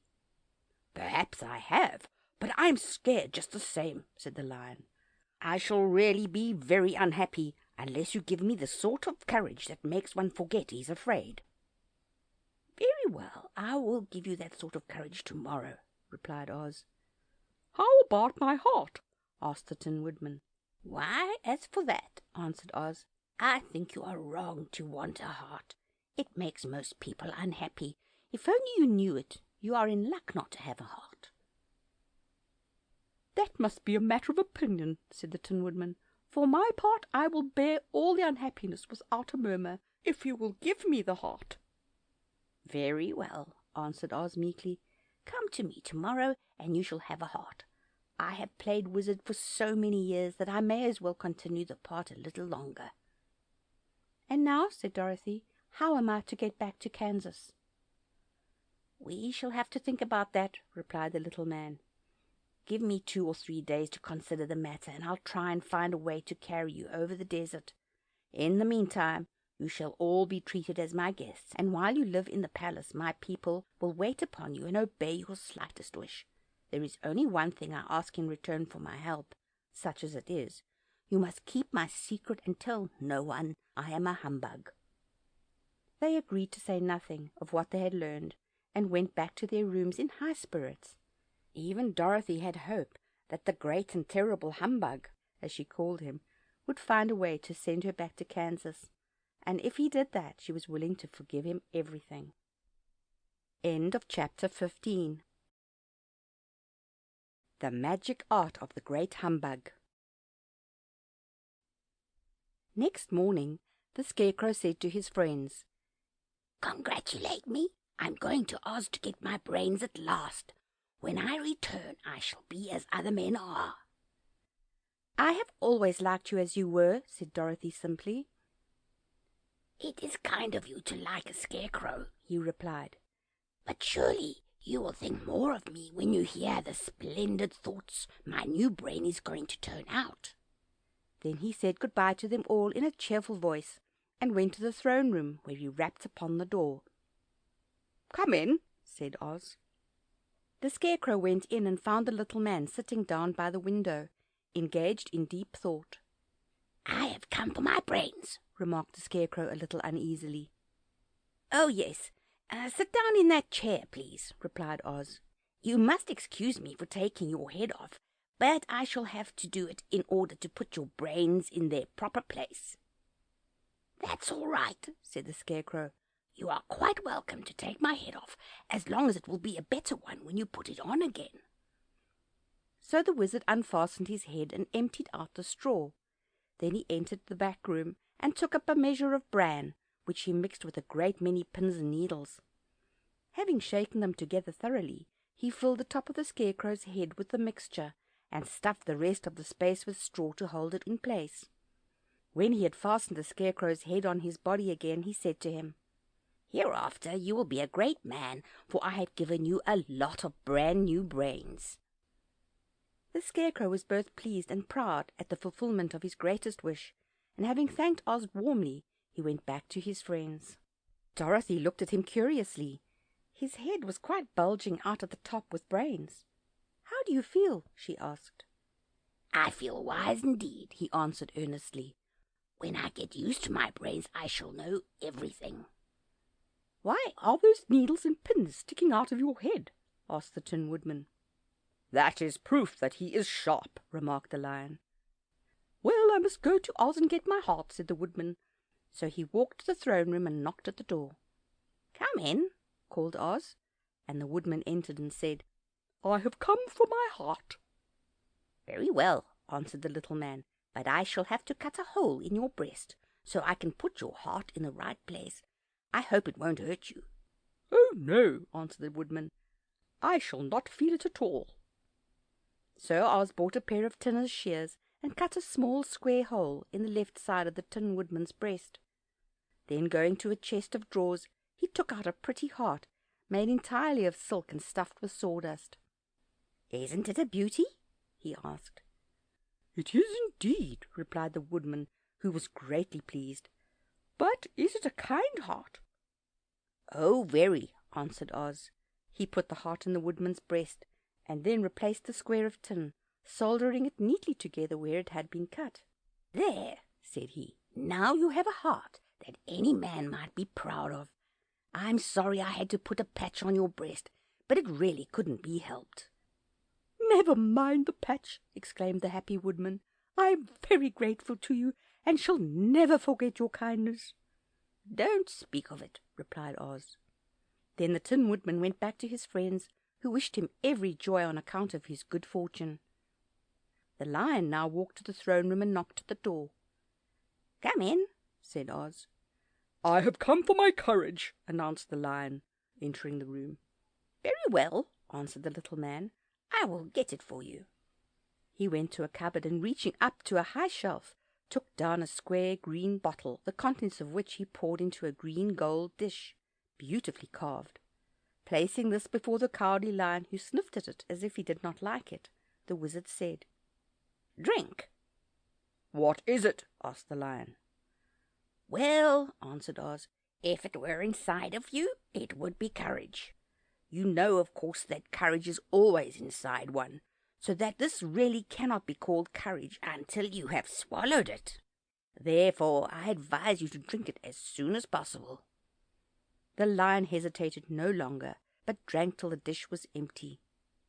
"How do you feel now?" asked Oz.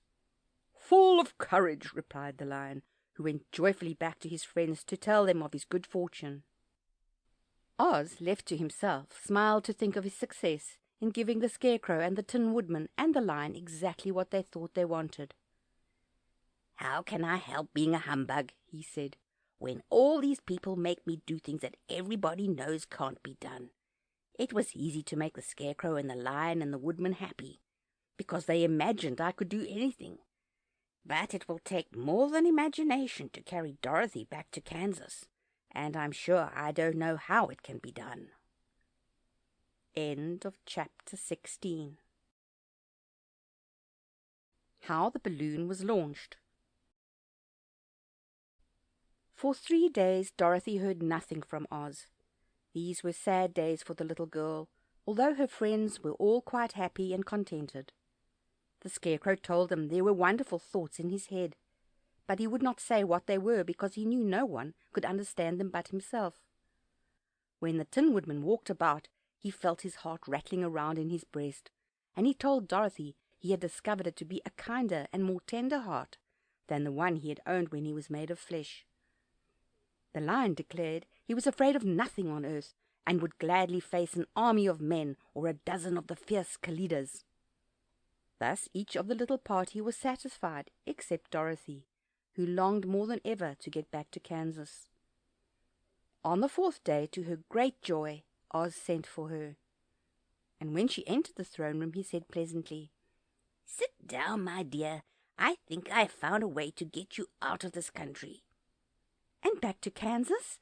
she asked eagerly. "Well, I'm not sure about Kansas," said Oz, "for I haven't the faintest notion where it lies. But the first thing to do is to cross the desert, and then it should be easy to find your way home." "How can I cross the desert?" she inquired. "Well, I'll tell you what I think," said the little man. "You see, when I came to this country, it was in a balloon. You also came through the air, being carried by a cyclone. So I believe the best way to get across the desert will be through the air. Now it is quite beyond my powers to make a cyclone, but I've been thinking the matter over, and I believe I can make a balloon." "How?" asked Dorothy. "A balloon," said Oz, "is made of silk, which is coated with glue to keep the gas in it. I have plenty of silk in the palace, so it will be no trouble for us to make the balloon. But in all this country there is no gas to fill a balloon with to make it float." "If it won't float," remarked Dorothy, It will be of no use to us." "True," answered Oz, "but there is another way to make it float, which is to fill it with hot air. Hot air isn't as good as gas, for if the air should get cold, the balloon would come down in the desert, and we should be lost." "We?" exclaimed the girl. "Are you going with me?" "Yes, of course," replied Oz. "I am tired of being such a humbug. If I should go out of this palace, my people would soon discover I am not a wizard, and then they would be vexed with me for having deceived them. So I have to stay shut up in these rooms all day, and it gets tiresome. I'd much rather go back to Kansas with you and be in a circus again." "I shall be glad to have your company," said Dorothy. "Thank you," he answered. "Now, if you will help me sew the silk together, we will begin to work on our balloon." So Dorothy took a needle and thread, and as fast as Oz cut the strips of silk into proper shape, the girls sewed them neatly together. First there was a strip of light green silk, then a strip of dark green, and then a strip of emerald green, for Oz had a fancy to make the balloon in different shades of the color about them. It took 3 days to sew all the strips together, but when it was finished they had a big bag of green silk more than 20 feet long. Then Oz painted it on the inside with a coat of thin glue to make it airtight, after which he announced that the balloon was ready. "But we must have a basket to ride in," he said. So he sent the soldier with the green whiskers for a big clothes basket, which he fastened with many ropes to the bottom of the balloon. When it was all ready, Oz sent word to his people that he was going to make a visit to a great brother wizard who lived in the clouds. The news spread rapidly throughout the city, and everyone came to see the wonderful sight. Oz ordered the balloon carried out in front of the palace, and the people gazed upon it with much curiosity. The Tin Woodman had chopped a big pile of wood, and now he made a fire of it, and Oz held the bottom of the balloon over the fire so that the hot air that arose from it would be caught in the silken bag. Gradually the balloon swelled out and rose into the air, until finally the basket just touched the ground. Then Oz got into the basket and said to all the people in a loud voice, "I am now going away to make a visit. While I am gone, the Scarecrow will rule over you. I command you to obey him as you would me." The balloon was by this time tugging hard at the rope that held it to the ground, for the air within it was hot, and this made it so much lighter in weight than the air without that it pulled hard to rise into the sky. "Come, Dorothy," cried the wizard. "Hurry up, or the balloon will fly away." "I can't find Toto anywhere," replied Dorothy, who did not wish to leave her little dog behind. Toto had run into the crowd to bark at a kitten, and Dorothy at last found him. She picked him up and ran toward the balloon.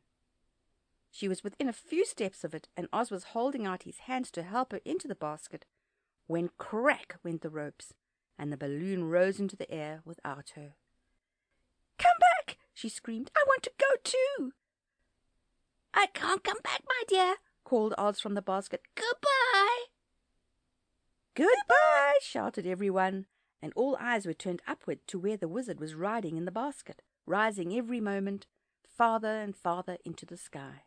And that was the last any of them ever saw of Oz, the wonderful wizard, though he may have reached Omaha safely and be there now for all we know. But the people remembered him lovingly and said to one another, "Oz was always our friend. When he was here he built for us this beautiful Emerald City, and now he is gone he has left us the wise Scarecrow to rule over us." Still for many days they grieved over the loss of the wonderful wizard and would not be comforted. End of chapter 17. Away to the South. Dorothy wept bitterly at the passing of her hope to get home to Kansas again, but when she thought it all over she was glad she had not gone up in a balloon, and she also felt sorry at losing Oz, and so did her companions. The Tin Woodman came to her and said, "Truly, I should be ungrateful if I failed to mourn for the man who gave me my lovely heart. I should like to cry a little because Oz is gone. If you will kindly wipe away my tears so that I shall not rust." "With pleasure," she answered, and brought a towel at once, Then the Tin Woodman wept for several minutes, and she watched the tears carefully and wiped them away with the towel. When he had finished, he thanked her kindly and oiled himself thoroughly with his jewelled oil can to guard against mishap. The Scarecrow was now the ruler of the Emerald City, and although he was not a wizard, the people were proud of him. For, they said, there is not another inner city in all the world that is ruled by a stuffed man. And, so far as they knew, they were quite right. The morning after the balloon had gone up with Oz, the 4 travellers met in the throne room and talked matters over. The Scarecrow sat in the big throne, and the others stood respectfully before him. "We are not so unlucky," said the new ruler, "for this palace and the Emerald City belong to us, and we can do just as we please. When I remember that a short time ago I was up on a pole in a farmer's cornfield, and that I am now the ruler of this beautiful city, I am quite satisfied with my lot." "I also," said the Tin Woodman, "am well pleased with my new heart, and really that was the only thing I wished in the whole world. For my part, I am content in knowing that I am as brave as any beast that ever lived, if not braver," said the Lion modestly. "If Dorothy could only be contented to live in the Emerald City," continued the Scarecrow, "we might all be happy together." "But I don't want to live here," cried Dorothy. "I want to go to Kansas and live with Aunt Em and Uncle Henry."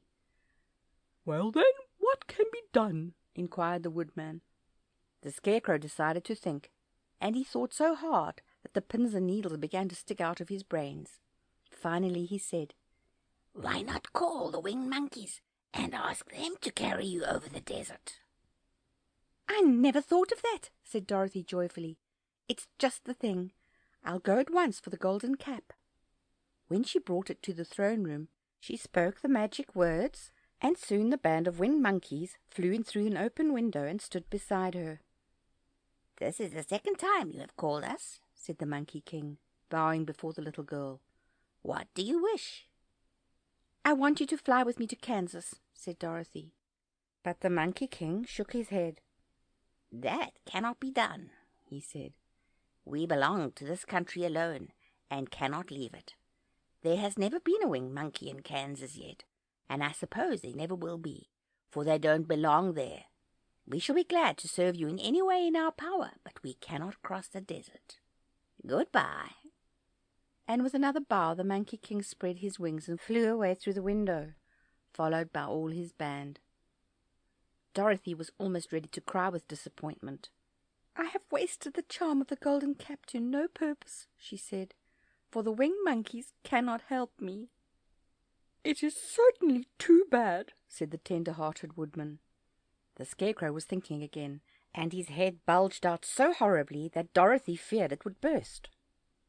"Let us call in the soldier with the green whiskers," he said, "and ask his advice." So the soldier was summoned and entered the throne room timidly, for while Oz was alive, he never was allowed to come further than the door. "This little girl," said the Scarecrow to the soldier, "wishes to cross the desert. How can she do so?" "I cannot tell," answered the soldier, "for nobody has ever crossed the desert, unless it is Oz himself." "Is there no one who can help me?" asked Dorothy earnestly. "Glinda might," he suggested. "Who is Glinda?" inquired the Scarecrow. "The Witch of the South. She is the most powerful of all the witches, and rules over the Quadlings. Besides, her castle stands on the edge of the desert, so she may know a way to cross it." "Glinda is a good witch, isn't she?" asked the child. "The Quadlings think she's good," said the soldier, "and she is kind to everyone. I've heard that Glinda is a beautiful woman who knows how to keep young, in spite of the many years she has lived." "How can I get to her castle?" asked Dorothy. "The road is straight to the south," he answered, "but it is said to be full of dangers to travellers. There are wild beasts in the woods, and a race of queer men who do not like strangers to cross their country. For this reason none of the Quadlings ever came to the Emerald City." The soldier then left them, and the Scarecrow said, "It seems, in spite of dangers, that the best thing Dorothy can do is to travel to the land of the South and ask Glinda to help her. For, of course, If Dorothy stays here, she will never get back to Kansas. You must have been thinking again, remarked the Tin Woodman. I have, said the Scarecrow. I shall go with Dorothy, declared the Lion, for I am tired of your city and long for the woods and the country again. I am really a wild beast, you know. Besides, Dorothy will need someone to protect her. That is true, agreed the Woodman. My axe may be of service to her, so I also will go with her to the land of the South. When shall we start? Asked the Scarecrow. Are you going? They asked in surprise. Certainly. If it wasn't for Dorothy, I should never have had brains. She lifted me from the pole in the cornfield and brought me to the Emerald City, so my good luck is all due to her, and I shall never leave her until she starts back to Kansas for good and all. Thank you, said Dorothy gratefully. You are all very kind to me, but I should like to start as soon as possible. We shall go tomorrow morning, returned the Scarecrow. So now let us all get ready, for it'll be a long journey. End of chapter 18. Attacked by the fighting trees. The next morning Dorothy kissed the pretty green girl good-bye, and they all shook hands with the soldier with the green whiskers, who had walked with them as far as the gate. When the guardian of the gate saw them again, he wondered greatly that they could leave the beautiful city to get into new trouble. But he at once unlocked their spectacles, which he put back into the green box, and gave them many good wishes to carry with them. You are now our ruler, he said to the Scarecrow, so you must come back to us as soon as possible. I certainly shall if I am able, the Scarecrow replied, but I must help Dorothy to get home first. As Dorothy bade the good-natured guardian a last farewell, she said, I have been very kindly treated in your lovely city, and everyone has been good to me. I cannot tell you how grateful I am. Don't try, my dear, he answered. We should like to keep you with us, but if it is your wish to return to Kansas, I hope you will find a way. Then he opened the gate of the outer wall, and they walked forth and started upon their journey. The sun shone brightly as our friends turned their faces toward the land of the South. They were all in the best of spirits, and laughed and chatted together. Dorothy was once more filled with the hope of getting home, and the Scarecrow and the Tin Woodman were glad to be of use to her. As for the Lion, he sniffed the fresh air with delight, and whisked his tail from side to side in pure joy at being in the country again, while Toto ran around them and chased the moths and butterflies, barking merrily all the time. City life does not agree with me at all, remarked the Lion, as they walked along at a brisk pace. I have lost much flesh since I lived there, and now I am anxious for a chance to show the other beasts how courageous I have grown. They now turned and took a last look at the Emerald City. All they could see was a mass of towers and steeples behind the green walls, and high up above everything the spires and the dome of the Palace of Oz. Oz was not such a bad wizard after all, said the Tin Woodman, as he felt his heart rattling around in his breast. He knew how to give me brains, and very good brains too, said the Scarecrow.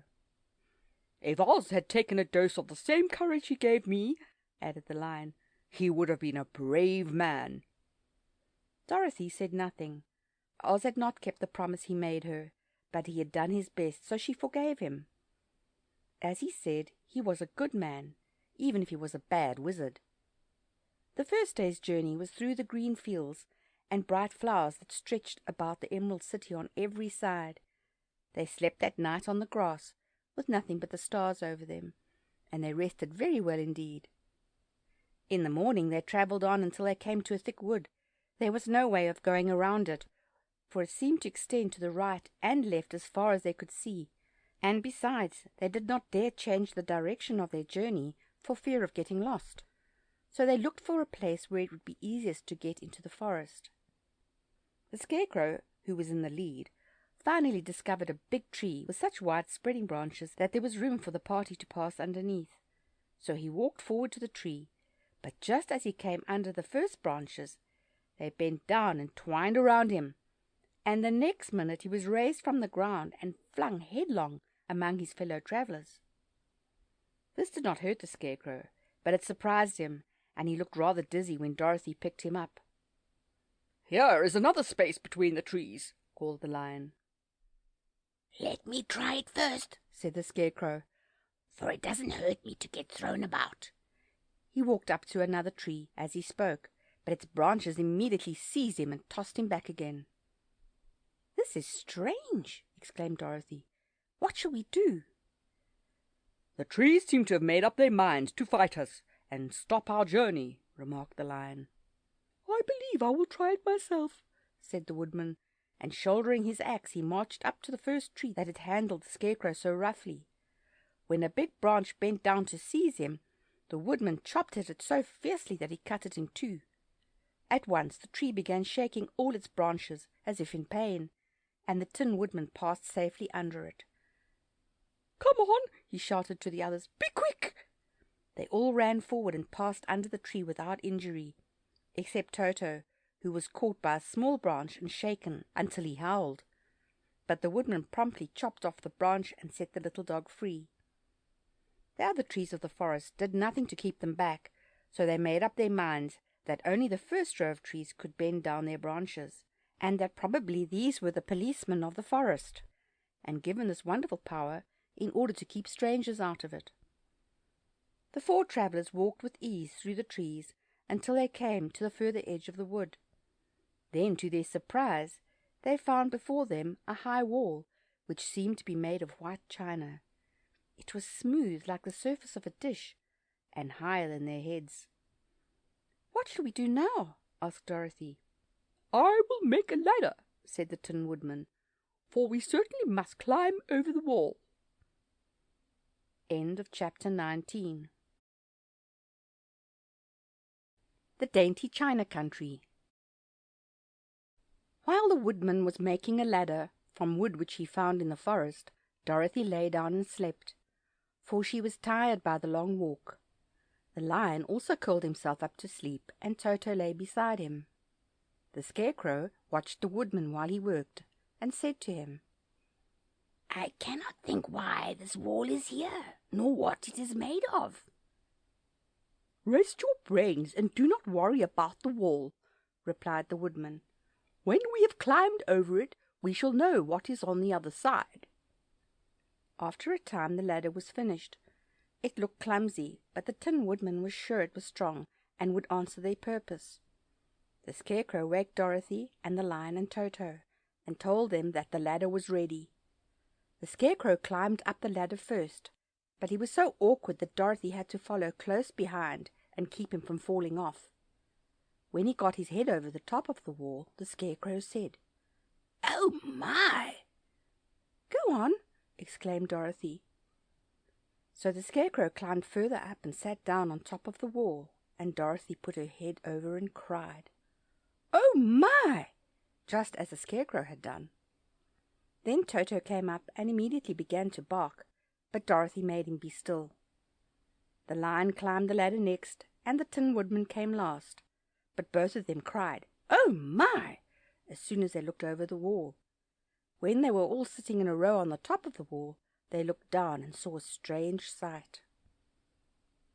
Before them was a great stretch of country, having a floor as smooth and shining and white as the bottom of a big platter. Scattered around were many houses, made entirely of china and painted in the brightest colors. These houses were quite small, the biggest of them reaching only as high as Dorothy's waist. There were also pretty little barns with china fences around them, and many cows and sheep and horses and pigs and chickens, all made of china, were standing about in groups. But the strangest of all were the people who lived in this queer country. There were milkmaids and shepherdesses, with bright-coloured bodices and golden spots all over their gowns. The princesses with most gorgeous frocks of silver and gold and purple, and shepherds dressed in knee breeches with pink and yellow and blue stripes down them, and golden buckles on their shoes, and princes with jewelled crowns upon their heads, wearing ermine robes and satin doublets, and funny clowns in ruffled gowns, with round red spots upon their cheeks, and tall pointed caps.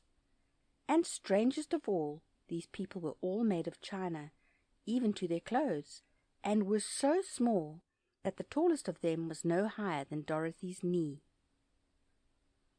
No one did so much as look at the travellers at first, except one little purple china dog with an extra large head, which came to the wall and barked at them in a tiny voice, afterwards running away again. "How shall we get down?" asked Dorothy. They found the ladder so heavy they could not pull it up, so the Scarecrow fell off the wall, and the others jumped down upon him so that the hard floor would not hurt their feet. Of course they took pains not to light on his head and get the pins in their feet. When all was safely down, they picked up the Scarecrow, whose body was quite flattened out, and patted his straw into shape again.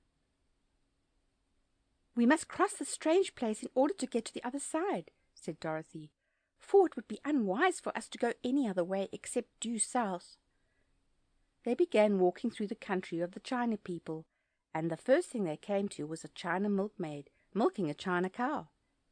As they drew near, the cow suddenly gave a kick and kicked over the stool, the pail, and even the milkmaid herself, all falling on the china ground with a great clatter. Dorothy was shocked to see that the cow had broken her leg short off, and that the pail was lying in several small pieces, while the poor milkmaid had a nick in her left elbow. "There!" cried the milkmaid angrily. "See what you have done!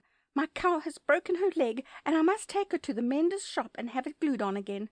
What do you mean by coming here and frightening my cow?" "I'm very sorry," returned Dorothy. "Please forgive us." But the pretty milkmaid was much too vexed to make any answer. She picked up the leg sulkily and led her cow away, the poor animal limping on 3 legs. As she left them, the milkmaid cast many reproachful glances over her shoulder at the clumsy strangers, holding her nicked elbow close to her side. Dorothy was quite grieved at this mishap. "We must be very careful here," said the kind-hearted Woodman, "or we may hurt these pretty little people so they will never get over it." A little farther on, Dorothy met a most beautiful dressed young princess, who stopped short when she saw the strangers and started to run away. Dorothy wanted to see more of the princess, so she ran after her, but the China girl cried out, "Don't chase me! Don't chase me!" She had such a frightened little voice that Dorothy stopped and said, "Why not?" "Because," answered the princess, also stopping a safe distance away, "if I run I may fall down and break myself." "But couldn't you be mended?" asked the girl. "Oh yes, but one is never so pretty after being mended, you know," replied the princess. "I suppose not," said Dorothy. "Now there is Mr. Joker, one of our clowns," continued the China lady, "who is always trying to stand upon his head. He has broken himself so often that he is mended in 100 places, and doesn't look at all pretty. Here he comes now, so you can see for yourself." Indeed, a jolly little clown now came walking toward them, and Dorothy could see that in spite of his pretty clothes of red and yellow and green, he was completely covered with cracks, running every which way and showing plainly that he had been mended in many places. The clown put his hands in his pockets, and after puffing out his cheeks and nodding his head at them saucily, he said, "My lady fair, why do you stare at poor old Mr. Joker? You're quite as stiff and prim as if you'd eaten up a poker." "Be quiet, sir," said the princess. "Can't you see these are strangers, and should be treated with respect?" "Well, that is respect I expect," declared the clown, and immediately stood upon his head. "Don't mind Mr. Joker," said the princess to Dorothy. "He is considerably cracked in his head, and that makes him foolish." "Oh, I don't mind him a bit," said Dorothy. "But you are so beautiful," she continued, "that I am sure I could love you dearly. Won't you let me carry you back to Kansas and stand you on Aunt Em's mantel shelf? I could carry you in my basket."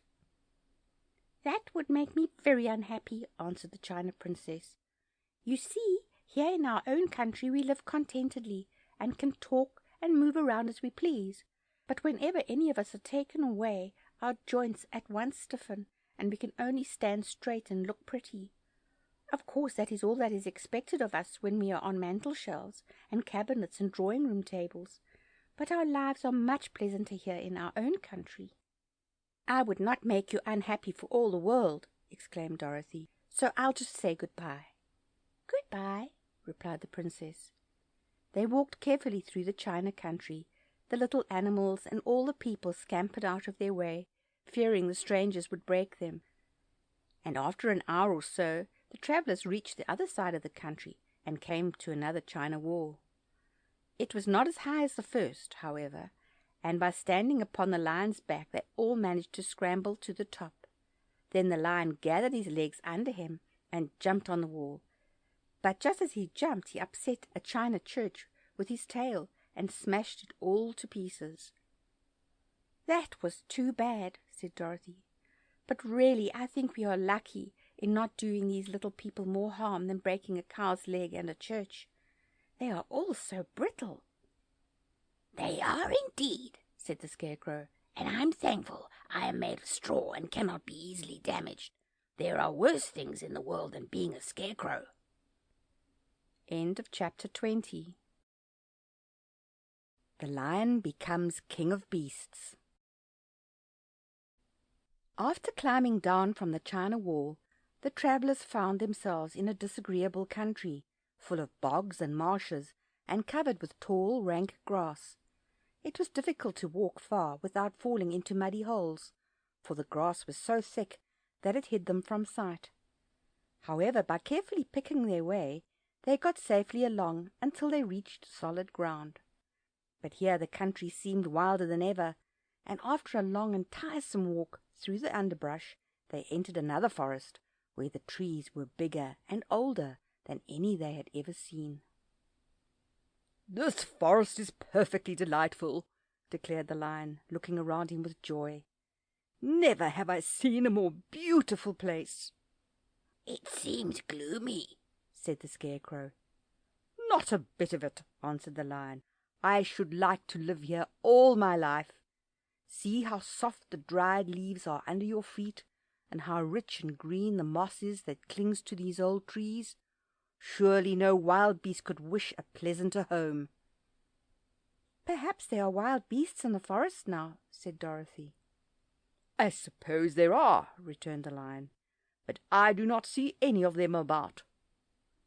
They walked through the forest until it became too dark to go any farther. Dorothy and Toto and the lion lay down to sleep, while the Woodman and the Scarecrow kept watch over them as usual. When morning came they started again. Before they had gone far they heard a low rumble, as of the growling of many wild animals. Toto whimpered a little, but none of the others was frightened, and they kept along the well-trodden path until they came to an opening in the wood, in which were gathered hundreds of beasts of every variety. There were tigers and elephants and bears and wolves and foxes and all the others in the natural history, and for a moment Dorothy was afraid. But the lion explained that the animals were holding a meeting, and he judged by their snarling and growling that they were in great trouble. As he spoke, several of the beasts caught sight of him, and at once the great assemblage hushed as if by magic. The biggest of the tigers came up to the lion and bowed, saying, "Welcome, O King of Beasts! You have come in good time to fight our enemy and bring peace to all the animals of the forest once more." "What is your trouble?" asked the lion quietly. "We are all threatened," answered the tiger, "by a fierce enemy which has lately come into this forest. It is a most tremendous monster, like a great spider, with a body as big as an elephant and legs as long as a tree trunk. It has 8 of these long legs, and as the monster crawls through the forest, he seizes an animal with a leg and drags it to his mouth, where he eats it as a spider does a fly. Not one of us is safe while this fierce creature is alive, and we had called a meeting to decide how to take care of ourselves when you came among us." The lion thought for a moment. "Are there any other lions in this forest?" he asked. "No, but there were some, but the monster's eaten them all, and besides, there were none of them nearly so large and brave as you." "If I put an end to your enemy, will you bow down to me and obey me as king of the forest?" inquired the lion. "We will do that gladly," returned the tiger, and all the other beasts roared with a mighty roar. "We will!" "Where is this great spider of yours now?" asked the lion. "Yonder among the oak trees," said the tiger, pointing with his forefoot. "Take good care of these friends of mine," said the lion, "and I will go at once to fight the monster." He bade his comrades good-bye and marched proudly away to do battle with the enemy. The great spider was lying asleep when the lion found him, and it looked so ugly that its foe turned up his nose in disgust. Its legs were quite as long as the tiger had said, and its body covered with coarse black hair. It had a great mouth with a row of sharp teeth, a foot long, but its head was joined to the pudgy body by a neck as slender as a wasp's waist. This gave the lion a hint of the best way to attack the creature, and as he knew it was easier to fight it asleep than awake, he gave a great spring and landed directly upon the monster's back. Then, with one blow of his heavy paw, all armed with sharp claws, he knocked the spider's head from its body. Jumping down, he watched it until the long legs stopped wiggling, when he knew it was quite dead.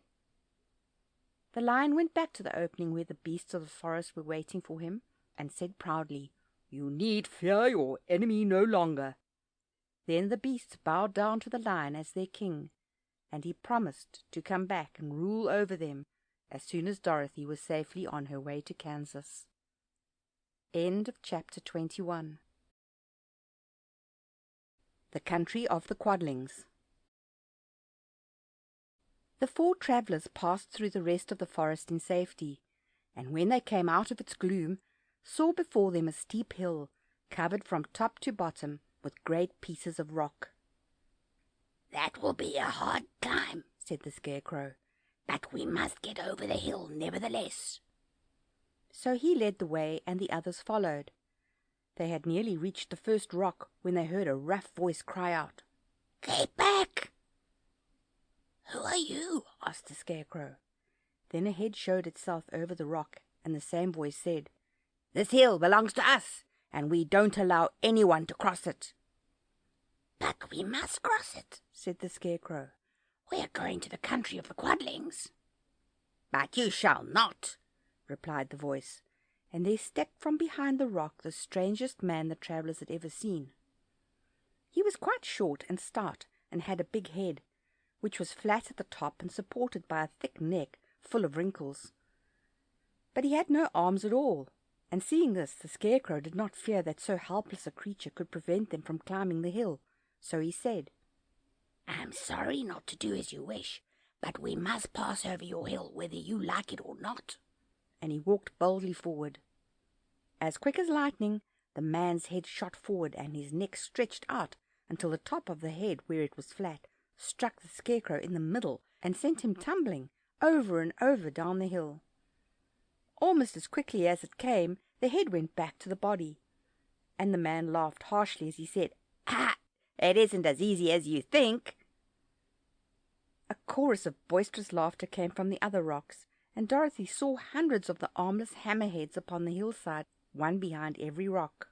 The lion became quite angry at the laughter caused by the Scarecrow's mishap, and giving a loud roar that echoed like thunder, he dashed up the hill. Again a head shot swiftly out, and the great lion went rolling down the hill as if he had been struck by a cannonball. Dorothy ran down and helped the Scarecrow to his feet, and the lion came up to her, feeling rather bruised and sore, and said, "It is useless to fight people with shooting heads. No one can withstand them." "What can we do then?" she asked. "Call the winged monkeys," suggested the Tin Woodman. "You have still the right to command them once more."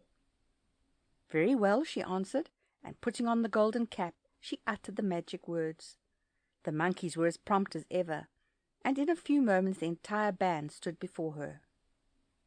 "What are your commands?" inquired the king of the monkeys, bowing low. "Carry us over the hill to the country of the Quadlings," answered the girl. "It shall be done," said the king, and at once the winged monkeys caught the four travellers and Toto up in their arms and flew away with them.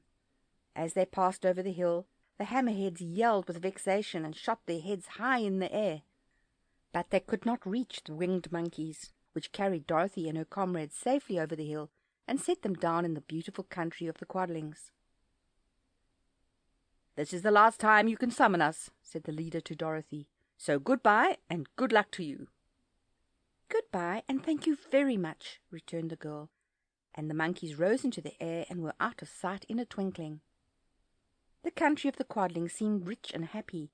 There was field upon field of ripening grain, with well-paved roads running between, and pretty, rippling brooks with strong bridges across them. The fences and houses and bridges were all painted bright red, just as they had been painted yellow in the country of the Winkies, and blue in the country of the Munchkins. The Quadlings themselves, who were short and fat, and looked chubby and good-natured, were dressed all in red, which showed bright against the green grass and the yellowing grain. The monkeys had set them down near a farmhouse, and the 4 travellers walked up to it and knocked at the door. It was opened by the farmer's wife, and when Dorothy asked for something to eat, the woman gave them all a good dinner, with 3 kinds of cake and 4 kinds of cookies, and a bowl of milk for Toto. "How far is it to the castle of Glinda?" asked the child. "It is not such a great way," answered the farmer's wife. "Take the road to the south, and you will soon reach it." Thanking the good woman, they started afresh, and walked by the fields and across the pretty bridges, until they saw before them a very beautiful castle.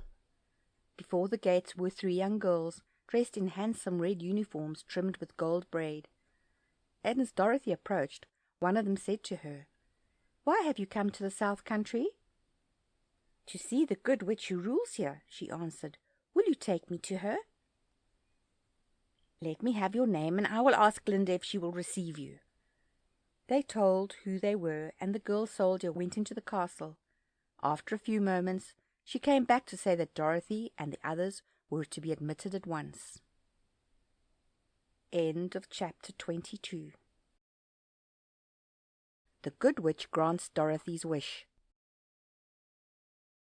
Before they went to see Glinda, however, they were taken to a room of the castle, where Dorothy washed her face and combed her hair, and the lion shook the dust out of his mane, and the Scarecrow patted himself into his best shape, and the Woodman polished his tin and oiled his joints.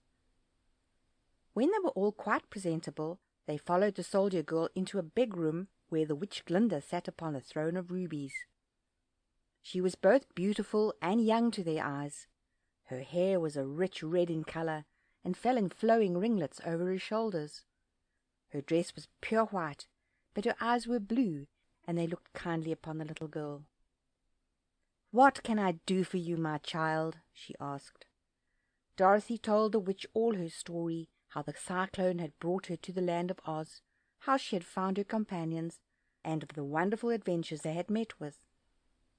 "My greatest wish now," she added, "is to get back to Kansas, for Aunt Em will surely think something dreadful has happened to me, and that will make her put on mourning. And unless the crops are better this year than they were last, I am sure Uncle Henry cannot afford it." Glinda leaned forward and kissed the sweet upturned face of the loving little girl. "Bless your dear heart," she said. "I am sure I can tell you of a way to get back to Kansas." Then she added, "But if I do, you must give me the golden cap." "Willingly," exclaimed Dorothy. "Indeed, it is of no use to me now, and when you have it, you can command the winged monkeys 3 times." "And I think I shall need their service just those 3 times," answered Glinda, smiling.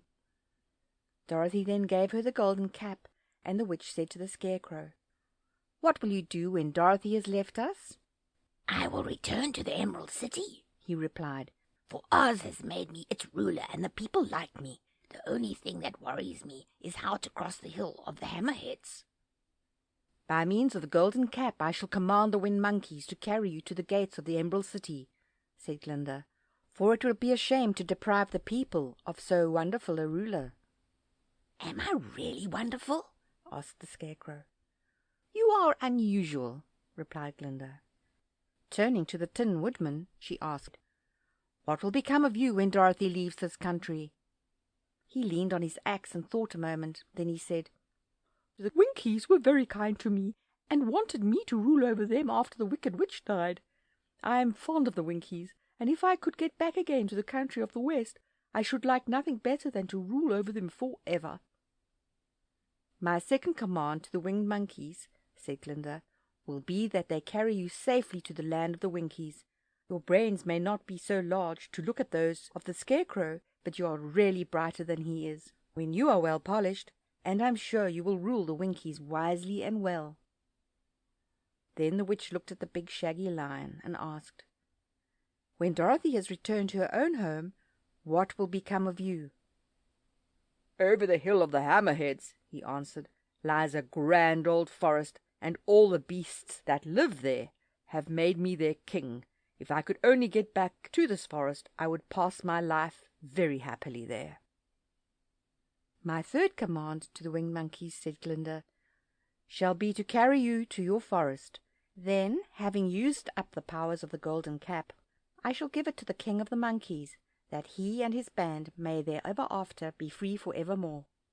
The Scarecrow and the Tin Woodman and the Lion now thanked the good witch earnestly for her kindness, and Dorothy exclaimed, "You are certainly as good as you are beautiful, but you have not yet told me how to get back to Kansas." "Your silver shoes will carry you over the desert," replied Glinda. "If you had known their power, you could have gone back to your Aunt Em the very first day you came to this country." "But then I should not have had my wonderful brains," cried the Scarecrow. "I might have passed my whole life in the farmer's cornfield." "And I should not have had my lovely heart," said the Tin Woodman. "I might have stood and rusted in the forest till the end of the world." "And I should have lived a coward forever," declared the Lion, "and no beast in all the forest would have had a good word to say to me." "This is all true," said Dorothy, "and I'm glad I was of use to these good friends. But now that each of them has what he most desired, and each is happy in having a kingdom to rule beside, I think I should like to go back to Kansas." "The silver shoes," said the good witch, "have wonderful powers, and one of the most curious things about them is that they can carry you to any place in the world in 3 steps, and each step will be made in the wink of an eye.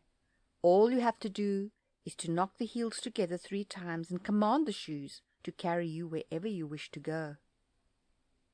"If that is so," said the child joyfully, "I will ask them to carry me back to Kansas at once." She threw her arms around the lion's neck and kissed him, patting his big head tenderly. Then she kissed the Tin Woodman, who was weeping in a way most dangerous to his joints. But she hugged the soft, stuffed body of the Scarecrow in her arms instead of kissing his painted face, and found she was crying herself at the sorrowful parting from her loving comrades. Glinda the Good stepped down from her ruby throne to give the little girl a goodbye kiss, and Dorothy thanked her for all the kindness she had shown to her friends and herself. Dorothy now took Toto up solemnly in her arms, and having said one last goodbye, she clapped the heels of her shoes together 3 times, saying, "Take me home to Aunt Em." Instantly she was whirling through the air so swiftly that all she could see or feel was the wind whistling past her ears. The silver shoes took but 3 steps, and then she stopped so suddenly that she rolled over upon the grass several times before she knew where she was. At length, however, she sat up and looked about her. "Good gracious!" she cried, for she was sitting on the broad Kansas prairie, and just before her was the new farmhouse Uncle Henry had built after the cyclone had carried away the old one. Uncle Henry was milking the cows in the barnyard, and Toto had jumped out of her arms and was running toward the barn, barking joyously. Dorothy stood up and found she was in her stocking feet, for the silver shoes had fallen off in her flight through the air and were lost forever in the desert. End of chapter 23. Home again. Aunt Em had just come out of the house to water the cabbages when she looked up and saw Dorothy running toward her. "My darling child!" she cried, folding the little girl in her arms and covering her face with kisses. "Where in the world did you come from?" "From the land of Oz," said Dorothy gravely. "And here is Toto too. And oh, Aunt Em, I'm so glad to be at home again." End of chapter 24. End of The Wonderful Wizard of Oz by L. Frank Baum.